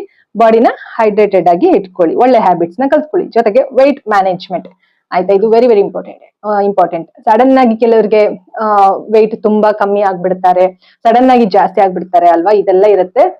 ಹೆಚ್ಚಾಗಿ ನಿಮ್ಗೆ ಪ್ರೀವಿಯಸ್ ವಿಡಿಯೋಲು ಹೇಳಿದೀನಿ, ಹೆಚ್ಚಾಗಿ ತುಂಬಾ ವೆಯ್ಟ್ ಕಮ್ಮಿ ಆಗ್ಬಿಡೋದೇ ಜಾಸ್ತಿ ಇರುತ್ತೆ ಈ ಒಂದು ಡಯಾಬಿಟಿಸ್ ಬಂದ್ಮೇಲೆ. ಆದರೆ ಇದನ್ನ ಮ್ಯಾನೇಜ್ ಮಾಡೋದು ನಿಮ್ ಕೈಲಿ ಇರುತ್ತೆ. ಓಕೆನಾ, ಮಸಲ್ ಲಾಸ್ ಆಗಕ್ಕೆ ಶುರು ಆಗ್ತಾ ಇರುತ್ತೆ. ಮಸಲ್ ನ ಯಾವ ರೀತಿ ನಾವು ಕಾಪಾಡ್ಕೊಳ್ಬೇಕು, ಯಾವ ರೀತಿ ಬಾಡಿ ಫಿಟ್ನೆಸ್ ಮೇಂಟೈನ್ ಮಾಡ್ಕೋಬೇಕು, ಯಾವ ರೀತಿ ವೆಯ್ಟ್ ಮ್ಯಾನೇಜ್ಮೆಂಟ್ ಮಾಡ್ಕೊಳ್ಬೇಕು ಅನ್ನೋದೆಲ್ಲ ಮೈಂಡ್ ಸೆಟ್ ಮಾಡ್ಕೊಳ್ಬೇಕು. ಇದೆಲ್ಲ ಮಾಡ್ಬೇಕಂದ್ರೆ ಫಸ್ಟ್ ಮೈಂಡ್ ಸೆಟ್ ಮಾಡ್ಕೋಬೇಕಲ್ವಾ. ಹಾಗಾಗಿ ವೆಯ್ಟ್ ಮ್ಯಾನೇಜ್ಮೆಂಟ್ ಮಾಡ್ಬೇಕು. ಸರಿಯಾದ ಆಹಾರ, ಸರಿಯಾದ ನಿದ್ದೆ, ಸರಿಯಾದ ಎಕ್ಸರ್ಸೈಸ್, ಆಹಾರ, ವಿಹಾರ, ನಿದ್ರಾ, 3 ವೆರಿ ವೆರಿ ಇಂಪಾರ್ಟೆಂಟ್ ಅಲ್ವಾ. ಎಲ್ಲ ನೀವು ಫಾಲೋ ಮಾಡ್ಬೇಕು. ಆಹಾರ ಕರೆಕ್ಟ್ ಟೈಮ್ಗೆ ಆಹಾರ ಒಳ್ಳೆಯ ರೀತಿಯಲ್ಲಿ ತಗೊಳ್ಳೋದು, ವಿಹಾರ ಅಂದ್ರೆ ಓಡಾಡುವಂತದ್ದು, ನಿದ್ರಾ ಅಂದ್ರೆ ಮಲಗುವಂಥದ್ದು, ಇದೆಲ್ಲವನ್ನೂ ಕರೆಕ್ಟ್ ಆಗಿ ಮಾಡ್ಕೊಳ್ಬೇಕು ಅಲ್ವಾ. ಸೊ ಇದಿಷ್ಟು ಮಾಡ್ಬೇಕಂತಂದ್ರೆ ನೀವು ಒಳ್ಳೆ ರೀತಿ ಆಕ್ಟಿವ್ ಆಗಿ ಇದ್ಕೊಂಡು ಮಾಡ್ಬೇಕಾಗತ್ತೆ ಅಲ್ವಾ. ಸೊ ಇದಿಷ್ಟು ಕೂಡ 7 ಇಮಿಡಿಯೇಟ್ ಸ್ಟೆಪ್ಸ್ ಗಳು. ಕ್ವಿಕ್ ಆಗಿ ಇನ್ನೊಂದ್ಸತಿ ನೋಡ್ತಾ ಹೋಗೋಣ ಸ್ನೇಹಿತರೆ. ಡಯಾಬಿಟಿಸ್ ಬಂದ ಕೂಡಲೇ ಇಮಿಡಿಯೇಟ್ ಆಗಿ ನೀವು ಏನೇನ್ ಮಾಡ್ಬೇಕು. ಇಷ್ಟೊತ್ತರ್ಗು ನಾ ಏನ್ ಹೇಳಿದೆ, ಮೊದಲನೇದಾಗಿ ಪ್ಯಾನಿಕ್ ಆಗ್ಬಾರ್ದು, ಭಯ ಪಟ್ಕೊಳ್ಳುವಂಥದ್ದು, ತಕ್ಷಣ ಭಯ ಪಟ್ಕೋಬಾರ್ದು. ಇಲ್ಲ ಇದನ್ನ ನಾನು ಮ್ಯಾನೇಜ್ ಮಾಡ್ತೀನಿ ಅನ್ನುವ ಕೇಪಬಿಲಿಟಿ ಬೆಳೆಸ್ಕೊಳ್ಬೇಕು. ಮತ್ತೆ ಮೈಂಡ್ ಸೆಟ್ ಮಾಡ್ಕೊಳ್ಬೇಕು, ಇಲ್ಲಪ್ಪ ಇದು ಮ್ಯಾನೇಜ್ ಮಾಡುವಂತದ್ದೇ, ಏನೋ ದೊಡ್ಡ ಲೈಫೇ ಮುಗ್ದೋಯ್ತು ಅಂತ ಅನ್ಕೊಳ್ಳೋದೇನ್ ಬೇಡ ಅಂತ ಮೈಂಡ್ ಸೆಟ್ ಮಾಡ್ಕೊಳ್ಬೇಕು. ಎರಡನೇದಾಗಿ ಡಾಕ್ಟರ್ ಅನ್ನ ಕನ್ಸಲ್ಟ್ ಮಾಡ್ಬೇಕು, ಇದನ್ನ ಬಿಡ್ಲೇಬಾರ್ದು. ಓಕೆನಾ, ಡಾಕ್ಟರ್ನ ಕನ್ಸಲ್ಟ್ ಮಾಡಿ ಒಬ್ಬೊಬ್ರು ಒಂದೊಂದ್ಸತಿ ಒಂದೊಂದ್ ಡಾಕ್ಟರ್ ಹತ್ರ ಹೋಗೋ ಬದಲು ನೋಡಿ ಒಂದ್ ಒಳ್ಳೆ ಡಾಕ್ಟರ್ ಯಾರಿದ್ದಾರೆ, ನಿಮ್ಮ ದೇಹದ ಬಗ್ಗೆ ಅವ್ರಿಗೆ ಚೆನ್ನಾಗಿ ಗೊತ್ತಿರುತ್ತೆ ಅಂತ ಅವ್ರನ್ನ ಕನ್ಸಲ್ಟ್ ಮಾಡಿ, ಡಾಕ್ಟರ್ನ ಕನ್ಸಲ್ಟ್ ಮಾಡುವಂತದ್ದು. 3ನೇದಾಗಿ ಆಹಾರದಲ್ಲಿ ಬದಲಾವಣೆ ಒಳ್ಳೆಯ ರೀತಿಯಲ್ಲಿ. ಓಕೆನಾ, ಇಷ್ಟು ದಿವಸ ಏನ್ ನೀವು ಅನ್ಹೆಲ್ದಿ ಲೈಫ್ ಸ್ಟೈಲ್ ಲೀಡ್ ಮಾಡ್ತಾ ಇದ್ರಿ, ಅನ್ಹೆಲ್ದಿ ಫುಡ್ಸ್ ತಗೊಳ್ತಾ ಇದ್ರಿ, ಅದೆಲ್ಲ ಕಟ್ ಮಾಡ್ಬೇಕಾಗುತ್ತೆ ಹೆಲ್ದಿಯಾಗಿ. ಹಾಗಂತ ಹೇಳಿ ಏನು ತಿನ್ಲೇಬಾರ್ದು ಅಂತಲ್ಲ, ಹೆಲ್ದಿ ಫುಡ್ ಆಯ್ತಾ, ಆಹಾರದಲ್ಲಿ ಬದಲಾವಣೆ ಮಾಡ್ಕೊಳ್ಳುವಂಥದ್ದು. 4ನೇದಾಗಿ ರೆಗ್ಯುಲರ್ ಆಗಿ ಎಕ್ಸರ್ಸೈಸ್ ಮಾಡುವಂಥದ್ದು. This is very very important ಆಯ್ತಾ. ಎಕ್ಸರ್ಸೈಸ್ ಮಾಡ್ಲೇಬೇಕಾಗುತ್ತೆ, ಬಿಡ ಹಾಗಿಲ್ಲ. ಯಾಕಂತಂದ್ರೆ ಕೆಲವು ಸತಿ ನಿಮ್ಗೆ ಅನ್ನಿಸ್ಬೋದು, ಅಯ್ಯೋ ದಿವಸ ಯಾರು ಮಾಡ್ತಾರೆ ಎಕ್ಸರ್ಸೈಸ್, ಬೋರ್ ಅಂತ ಅನ್ನಿಸ್ಬೋದು. ಬಟ್ ಬಿಲೀವ್ ಮೀ, ನಾನ್ ಏನ್ ಗೊತ್ತಾ, ಒಂದ್ಸತಿ ನೀವು ಮಾಡಕ್ ಶುರು ಮಾಡ್ತಂದ್ರೆ 10 ದಿವಸ ಮಾಡಿ, ಆಮೇಲೆ ನಿಮ್ ಬಾಡಿನಲ್ಲಿ ಎಷ್ಟು ಬದಲಾವಣೆ ಕಾಣ್ತೀರಿ ನೀವು ಅಂತ ನೀವೇ ಹೇಳ್ತೀರಾ ನಂಗೆ ಕಾಮೆಂಟ್ ಅಲ್ಲಿ ಆಯ್ತಾ. ಹಾಗಾಗಿ ಎಕ್ಸರ್ಸೈಸ್ ಮಾಡಿ ಬಿಡಬೇಡಿ. ಓಕೆನಾ, ಬಾಡಿ ನಿಮ್ ತುಂಬಾ ಚೆನ್ನಾಗಿ ರಿಕವರ್ ಆಗುತ್ತೆ ಎಕ್ಸರ್ಸೈಸ್ ಮಾಡಿದ್ರೆ. ಓಕೆನಾ, ಇದಿಷ್ಟು 4ನೇದು. 5ನೇದು stress management. Stress management very very important. ಮತ್ತೆ ಮತ್ತೆ ಹೇಳ್ತೇನೆ, ಸ್ಟ್ರೆಸ್ ಮಾಡ್ಕೊಳ್ತಾನೆ ಹೋದ್ರೆ ನೋ ಯೂಸ್. ಯಾವ ರೀತಿ ಮ್ಯಾನೇಜ್ ಮಾಡ್ಬೇಕು ಅದು ಕೂಡ ಹೇಳಿದೀನಿ, ಅದೆಲ್ಲವನ್ನು ಕೂಡ ಫಾಲೋ ಮಾಡಿ. ಏನೇನ್ ಹೇಳಿದೀನಿ, ಮೆಡಿಟೇಷನ್, ರಿಲ್ಯಾಕ್ಸೇಷನ್ ಎಲ್ಲ, ಪ್ರತಿಯೊಂದು ಯೋಗ ಇದೆಲ್ಲ ಮಾಡ್ಬೇಕು, ಬ್ರೀತಿಂಗ್ ಎಕ್ಸರ್ಸೈಸ್ ಎಲ್ಲ. ಓಕೆನಾ, ಆಯ್ತು. 6ನೇದು ಬ್ಲಡ್ ಶುಗರ್ ಮಾನಿಟರ್ ಮಾಡ್ಕೊಳ್ಬೇಕಾಗುತ್ತೆ. 1 ತಿಂಗಳಿಗೆ ಒಂದ್ಸತಿನೋ, ನಿಮ್ ಡಾಕ್ಟರ್ ಎಷ್ಟು ದಿವಸಕ್ಕೆ ಒಂದ್ಸತಿ ಮಾನಿಟರ್ ಮಾಡಿ ಅಂತ ಹೇಳಿದಾರೋ ಅಷ್ಟು ದಿವಸಕ್ಕೆ ಒಂದ್ಸತಿ ಮಾನಿಟರ್ ಮಾಡ್ಕೊಳ್ಬೇಕಾಗುತ್ತೆ. Blood sugar monitoring very very important. HbA1c test ಮಾಡಿಸೋದು very very important, before food, after food. ಓಕೆನಾ, ಅದಾದ್ಮೇಲೆ ನೆಕ್ಸ್ಟ್ 7ನೇದು ಕೊನೆಯದಾಗಿ ಲೈಫ್ ಸ್ಟೈಲ್ ಹ್ಯಾಬಿಟ್ಸ್ ಅನ್ನ ನೀವು, ಅಂದ್ರೆ ನಿಮ್ಮ ಅಭ್ಯಾಸಗಳನ್ನ ಒಳ್ಳೆ ರೀತಿ ಇಟ್ಕೊಳ್ಬೇಕಾಗತ್ತೆ. ಒಳ್ಳೆಯ ರೀತಿ ಹ್ಯಾಬಿಟ್ಸ್ ನ ನೀವು ನಿಮ್ಮ ಲೈಫ್ ದಿನನಿತ್ಯದ ಚಟುವಟಿಕೆಗಳಲ್ಲಿ ಅಳವಡಿಕೆ ಮಾಡ್ಕೊಳ್ಳೇಬೇಕಾಗತ್ತೆ. ಸೊ ಇದಿಷ್ಟು ಕೂಡ 7 ಸ್ಟೆಪ್ಸ್ ಗಳು ನೀವು ತಗೊಳ್ಬೇಕಾಗಿರುವಂತದ್ದು ಡಯಾಬಿಟಿಸ್ ಬಂದಿದೆ ಅಂತ ಗೊತ್ತಾದ್ಮೇಲೆ. ಓಕೆನಾ, ಸೊ ಇಂಪಾರ್ಟೆಂಟ್ ಅವೇರ್ನೆಸ್ ಏನಂತಂದ್ರೆ, ಡಯಾಬಿಟಿಸ್ ಬಂತು ಅಂತಂದ್ರೆ ಲೈಫೇ ಮುಗ್ದೋಯ್ತು ಅನ್ನೋದನ್ನ ಫಸ್ಟ್ ಹಾಗೆ ಅನ್ಕೊಳ್ಳೋದನ್ನ ಬಿಡಿ. ಆಯ್ತಾ, ಇದ್ರ ಜೊತೆಗೆ ಸರಿಯಾದ ರೀತಿನಲ್ಲಿ ಕೇರ್ ಮಾಡ್ಕೊಂಡ್ರೆ ಮುಂದೆ ಆಗುವ ಕಾಂಪ್ಲಿಕೇಶನ್ಸ್ ಅನ್ನ ನೀವು ಅವಾಯ್ಡ್ ಮಾಡಬಹುದು. ಇವಾಗ್ಲಿಂದ ನೀವು ನಿಮ್ಮ ದೇಹನ ನೀವು ಕೇರ್ ಮಾಡ್ಕೊಳ್ಬೇಕು. ಎಷ್ಟೋ ವರ್ಷದಿಂದ ಆ ದೇಹ ನಿಮ್ಗಾಗಿ ಏನು ಸಫರ್ ಮಾಡ್ಕೊಂಡೇ ಬರ್ತಾ ಇದೆ ಅಲ್ವಾ. ನೀವ್ ಯಾವಾಗ ನಿಮ್ಮ ದೇಹದ ಕಡೆ ಗಮನ ಕೊಡೋದು? ನಿಮ್ಮ ದೇಹ ನಿಮ್ಗಾಗಿ ಇದೆ, ನೀವ್ ಯಾವಾಗ ನಿಮ್ಮ ದೇಹದಕ್ಕಾಗಿ ನೀವು ಕೇರ್ ಮಾಡ್ತೀರಿ? ಹಾಗಾಗಿ ನಿಮ್ಮ ದೇಹನ ನೀವೇ ಕೇರ್ ಮಾಡ್ಬೇಕು. ಓಕೆನಾ, ಅವಾಗ ಏನಾಗುತ್ತೆ, ನಿಮ್ಮ ಸುತ್ತ ಇರೋರ್ಗೂ ಕೂಡ ಸ್ವಲ್ಪ ಒಂದು ನೆಮ್ಮದಿ ಅಲ್ವಾ. ಸುಮ್ನೆ ಎಲ್ರಿಗೂ ಪ್ಯಾನಿಕ್ ಮಾಡ್ಕೊಂಡು ನೀವು ಪ್ಯಾನಿಕ್ ಆಗೋದನ್ನ ಮೊದಲು ಬಿಡಿ. ಸೊ ಇದ್ರ ಜೊತೆಗೆ ಇವಾಗ ಸೈಕಾಲಜಿಕಲ್ ಆಂಗಲ್ ಅಂದ್ರೆ ಮನಃಶಾಸ್ತ್ರದ ಅಂಗವಾಗಿ ನಾವು ನೋಡೋದೇ ಆದ್ರೆ, ಡಯಾಗ್ನೋಸಿಸ್ ಆದ್ಮೇಲೆ ಫಿಯರ್, ಆಂಗ್ಸೈಟಿ ಅನ್ನೋದು ಕಾಮನ್. ಎಲ್ಲಾರ್ಗು ಫಿಯರ್, ಭಯ ಅನ್ನೋದು ಇರುತ್ತೆ, ಆಂಗ್ಸೈಟಿ ಅನ್ನೋದು ಇರುತ್ತೆ. ಒಂದ್ ರೀತಿ ಮಾನಸಿಕ ಸ್ಥಿಮಿತ ಸರಿಗಿರೋದಿಲ್ಲ. ಆದ್ರೆ ಇಲ್ಲಿ ಮೇನ್ ನೀವು ಏನ್ ಮಾಡ್ಬೇಕು, ಇದಕ್ಕೆ ಒಂದು ಟ್ರಿಕ್ ಹೇಳ್ಕೊಡ್ತೀನಿ ನಿಮ್ಗೆ. ಅಕ್ಸೆಪ್ಟ್ ಮಾಡಿ ಫಸ್ಟ್. ಇಲ್ಲ ಹೀಗ್ ಬಂದಿದೆ ಅಂದ್ರೆ ಹೌದು ನನ್ಗೆ ಇವಾಗ ಡಯಾಬಿಟಿಸ್ ಬಂದಿದೆ ಅಂತ ಹೇಳಿ ಅಕ್ಸೆಪ್ಟ್ ಮಾಡ್ಕೊಳ್ಳಿ. ಹೌದು ಅಂತ ಅಕ್ಸೆಪ್ಟ್ ಮಾಡೋದ್ರಿಂದಾನೇ ನಿಮ್ಗೆ ಅರ್ಧ ಕಾಯಿಲೆ ವಾಸಿ ಆಗ್ಬಿಡುತ್ತಲ್ವಾ. ಅಯ್ಯೋ ಬಂದ್ಬಿಟ್ಟಿದೆ ಅಂತ ಅನ್ಕೊಳ್ಳೋ ಬದಲು ಹೌದು ಬಂದಿದೆ, ನೆಕ್ಸ್ಟ್ ಏನ್ ಮಾಡ್ಬೇಕು ಅನ್ನೋದ್ರಿಂದಾನೇ ನಿಮ್ಗೆ ಸಾಕಷ್ಟು ಬದಲಾವಣೆ ಒಳ್ಳೆ ರೀತಿಯಲ್ಲಿ ಆಗ್ತಾ ಹೋಗುತ್ತೆ. ಜೊತೆಗೆ ಪಾಸಿಟಿವ್ ಮೈಂಡ್ ಸೆಟ್ ಅನ್ನ ಸಕಾರಾತ್ಮಕವಾಗಿ ಇಟ್ಕೊಳ್ಳುವಂತದ್ದು ವೆರಿ ವೆರಿ ಇಂಪಾರ್ಟೆಂಟ್. ಹೀಲಿಂಗ್ ಪ್ರೋಸೆಸ್ಗೆ ತುಂಬಾನೇ ಹೆಲ್ಪ್ ಆಗುತ್ತೆ ಈ ಒಂದು ಪಾಸಿಟಿವ್ ಮೈಂಡ್ ಸೆಟ್ ಅನ್ನೋದು. ಓಕೆನಾ, ಒಳ್ಳೆಯ ವಿಷಯ ಏನಪ್ಪಾ ಅಂತಂದ್ರೆ, ಎಷ್ಟೋ ಜನಕ್ಕೆ ಈ ಒಂದು ಡಯಾಬಿಟಿಸ್ ಬಂದಿರೋರ್ಗೆ ಲೈಫ್ ಸ್ಟೈಲ್ ಚೇಂಜ್ ಮಾಡ್ಕೊಂಡು ಒಳ್ಳೆಯ ರೀತಿಯಲ್ಲಿ ಲೈಫ್ ಸ್ಟೈಲ್ ಲೀಡ್ ಮಾಡಿದವ್ರಿಗೆ ಡಯಾಬಿಟಿಸ್ ಕಂಟ್ರೋಲ್ಗೆ ಬಂದಿದೆ. ಜೊತೆಗೆ ರಿವರ್ಸ್ ಕೂಡ ಆಗಿದೆ. ಡಯಾಬಿಟಿಸ್ ಬಂದಿರೋರ್ಗೂ ಕೂಡ ವಾಪಸ್ ಡಯಾಬಿಟಿಸ್ ಬರ್ದೇ ಇರೋ ತರನು ಹೋಗಿದೆ. ಡಯಾಬಿಟಿಸ್ ಬಂದಿರೋದು ಕೂಡ ಹೋಗಿದೆ, ರಿವರ್ಸ್ ಆಗಿದೆ. ಆ ತರದವ್ರು ಕೂಡ ಇದ್ದಾರೆ. ಹಾಗಾಗಿ ಇದು ನಿಮಗೂ ಸಾಧ್ಯ, ನನಗೂ ಸಾಧ್ಯ ಅಂತ ನಿಮ್ಮ ಮನ್ಸಿಗೆ ನೀವು ಹೇಳ್ಕೊಳ್ಬೇಕು, ಅನ್ಕೊಳ್ಬೇಕು. ಓಕೆನಾ, ಸೊ ಇದಿಷ್ಟು ಆಗಿತ್ತು ಸ್ನೇಹಿತರೆ ಇವತ್ತಿನ ವಿಡಿಯೋ. ಸೊ ಮುಂದಿನ ವಿಡಿಯೋನಲ್ಲಿ ಡಯಾಬಿಟಿಸ್ ಈಗಾಗ್ಲೇ ಬಂದಿದ್ರೆ, ಆಲ್ರೆಡಿ ಒಂದು 10 ವರ್ಷ ಆಗೋಗ್ಬಿಟ್ಟಿದೆಪ್ಪ ಡಯಾಬಿಟಿಸ್, 8-10 ವರ್ಷ ಆಗೋಗಿದೆ. ನಾನು ಏನ್ ಮಾಡ್ಬೇಕು ಇವಾಗ, ಯಾವ ರೀತಿ ನನ್ನ ಲೈಫ್ ಅನ್ನ ನಾನು ಲೀಡ್ ಮಾಡ್ಬೇಕಂದ್ರೆ ಯಾವ ರೀತಿ ಮ್ಯಾನೇಜ್ ಮಾಡ್ಕೊಳ್ಬೇಕು, ಯಾವ ರೀತಿ ನನ್ನ ಹ್ಯಾಬಿಟ್ಸ್ ಇರ್ಬೇಕು ಅನ್ನೋದನ್ನ ಮುಂದಿನ ವಿಡಿಯೋನಲ್ಲಿ ತಿಳ್ಕೊಳ್ತಾ ಹೋಗೋಣ. ಜೊತೆಗೆ ಏನಾಗುತ್ತೆ 10 ವರ್ಷ ಆದ್ಮೇಲೆ ಏನೆಲ್ಲ ಬದಲಾವಣೆಗಳಾಗ್ಬಿಡುತ್ತೆ. ಈ ಡಯಾಬಿಟಿಸ್ 10 ವರ್ಷ ಆದ್ಮೇಲೂ ನಮ್ಮ ದೇಹದಲ್ಲಿ ಏನು ಚೇಂಜಸ್ ಕಾಣ್ತಾ ಇಲ್ಲ, ಇನ್ನು ಜಾಸ್ತಿನೇ ಕಾಂಪ್ಲಿಕೇಶನ್ಸ್ ಆಗ್ತಾ ಇದೆಯಾ, ಅಥವಾ ಯಾವ ರೀತಿಯ ಏನು ನಾವು ಪ್ರಿಕಾಷನ್ಸ್ ತಗೊಳ್ಳಿಲ್ಲ ಅಂತಂದ್ರೆ 10 ವರ್ಷ ಆಗ್ತಾ ನಮ್ಮ ದೇಹದಲ್ಲಿ ಏನೇನು ಆಗ್ತಾ ಬರುತ್ತೆ, ಅಂಗಾಂಗಗಳಿಗೆ ಹೇಗೆ ತೊಂದರೆ ಆಗುತ್ತೆ ಅನ್ನೋದನ್ನ ನಾನು ಮುಂದಿನ ವಿಡಿಯೋನಲ್ಲಿ ತಿಳಿಸ್ಕೊಡ್ತೀನಿ. ಜೊತೆಗೆ ಅದಕ್ಕೆ ಏನ್ ಕ್ರಮ ತಗೊಳ್ಬೇಕು ಅನ್ನೋದನ್ನು ಕೂಡ ತಿಳಿಸ್ಕೊಡ್ತೀನಿ. ಸೊ ಹೋಪ್ಫುಲಿ ಈ ಒಂದು ವಿಡಿಯೋ ನಿಮ್ಮೆಲ್ಲರಿಗೂ ಕೂಡ ಯೂಸ್ಫುಲ್ ಆಯ್ತು ಅಂತ ಭಾವಿಸ್ತೀನಿ. ಇಷ್ಟು ಹೊತ್ತು ಯಾರೆಲ್ಲ ವಿಡಿಯೋಸ್ ನೋಡಿದ್ರಿ, ಥ್ಯಾಂಕ್ ಯು ಸೋ ಮಚ್. ಇನ್ನೂ ನೀವ್ ಯಾರಾದ್ರೂ ಸಬ್ಸ್ಕ್ರೈಬ್ ಆಗಿಲ್ಲ ನನ್ನ ಚಾನಲ್ಗೆ ಅಂದ್ರೆ ಖಂಡಿತವಾಗ್ಲೂ ಈ ಕೂಡಲೇ ನನ್ನ ಚಾನಲ್ಗೆ ಸಬ್ಸ್ಕ್ರೈಬ್ ಆಗಿ, ಹಾಗೆ ಬೆಲ್ ಐಕಾನ್ ಒತ್ತಿ. ನಾನು ಯಾವುದೇ ವಿಡಿಯೋ ಹಾಕಿದ್ರು ಕೂಡ ಬರುತ್ತೆ ನೋಟಿಫಿಕೇಶನ್. ಓಕೆನಾ, ಆದಷ್ಟು ಅಪ್ಡೇಟೆಡ್ ಆಗಿರಿ, ವಿಚಾರಗಳನ್ನ ತಿಳ್ಕೊಳ್ಳಿ ಅಂತ ಹೇಳ್ತಾ ಈ ಒಂದು ವಿಡಿಯೋನಲ್ಲಿ ಮುಗಿಸ್ತಾ ಇದೀನಿ. ಇಲ್ಲಿವರೆಗೂ ನೀವು ವಿಡಿಯೋ ನೋಡಿರಿ ಅಂತಂದ್ರೆ ಖಂಡಿತವಾಗ್ಲೂ ನಿಮ್ಗೆ ಡಯಾಬಿಟಿಸ್ ರಿವರ್ಸ್ ಆಗೇ ಆಗುತ್ತೆ. ಯಾಕಂದ್ರೆ ನಿಮ್ಮ ಆರೋಗ್ಯದ ಬಗ್ಗೆ ನಿಮ್ಗೆ ಕಾಳಜಿ ಇರುವುದಕ್ಕೆ ನೀವು ಇಷ್ಟು ಹೊತ್ತು ವಿಡಿಯೋ ನೋಡಿರಿ. ಖಂಡಿತವಾಗ್ಲೂ ನಿಮ್ಮ ಬಗ್ಗೆ ನೀವು ಕಾಳಜಿ ವಹಿಸೋದು ಅದು ಯಾವತ್ತೂ ಕೂಡ ಸ್ವಾರ್ಥ ಅಲ್ಲ. ಓಕೆನಾ, ಕೇರ್ ಮಾಡ್ಕೊಳ್ಳಿ. ಹಾಗಂತ ಹೇಳಿ ನಮ್ಮ ಬಗ್ಗೆ ನಾವು ಕೇರ್ ಮಾಡ್ತೀವಿ ಅಂತ ಸಿಕ್ಕಿದ್ದೆಲ್ಲ ತಿನ್ನೋದು ತಪ್ಪಾಗುತ್ತೆ. ಓಕೆನಾ, ಸೊ ಬಟ್ ಜನರಲ್ ಆಗಿ ನಿಮ್ಮ ಬಗ್ಗೆ ನೀವು ಕೇರ್ ಮಾಡೋದು ತುಂಬಾ ಒಳ್ಳೆ ಸೂಚನೆ. ಓಕೆನಾ, ಸೊ ಮುಂದಿನ ವಿಡಿಯೋನಲ್ಲಿ ಮತ್ತೆ ಭೇಟಿ ಆಗೋಣ ಸ್ನೇಹಿತರೆ. ಅಲ್ಲಿವರೆಗೂ think positive, be an optimist, life is beautiful and make the most of it. Awareness is the beginning of your healing journey. ಎಲ್ಲರಿಗೂ ಶುಭವಾಗಲಿ. ಧನ್ಯವಾದಗಳು.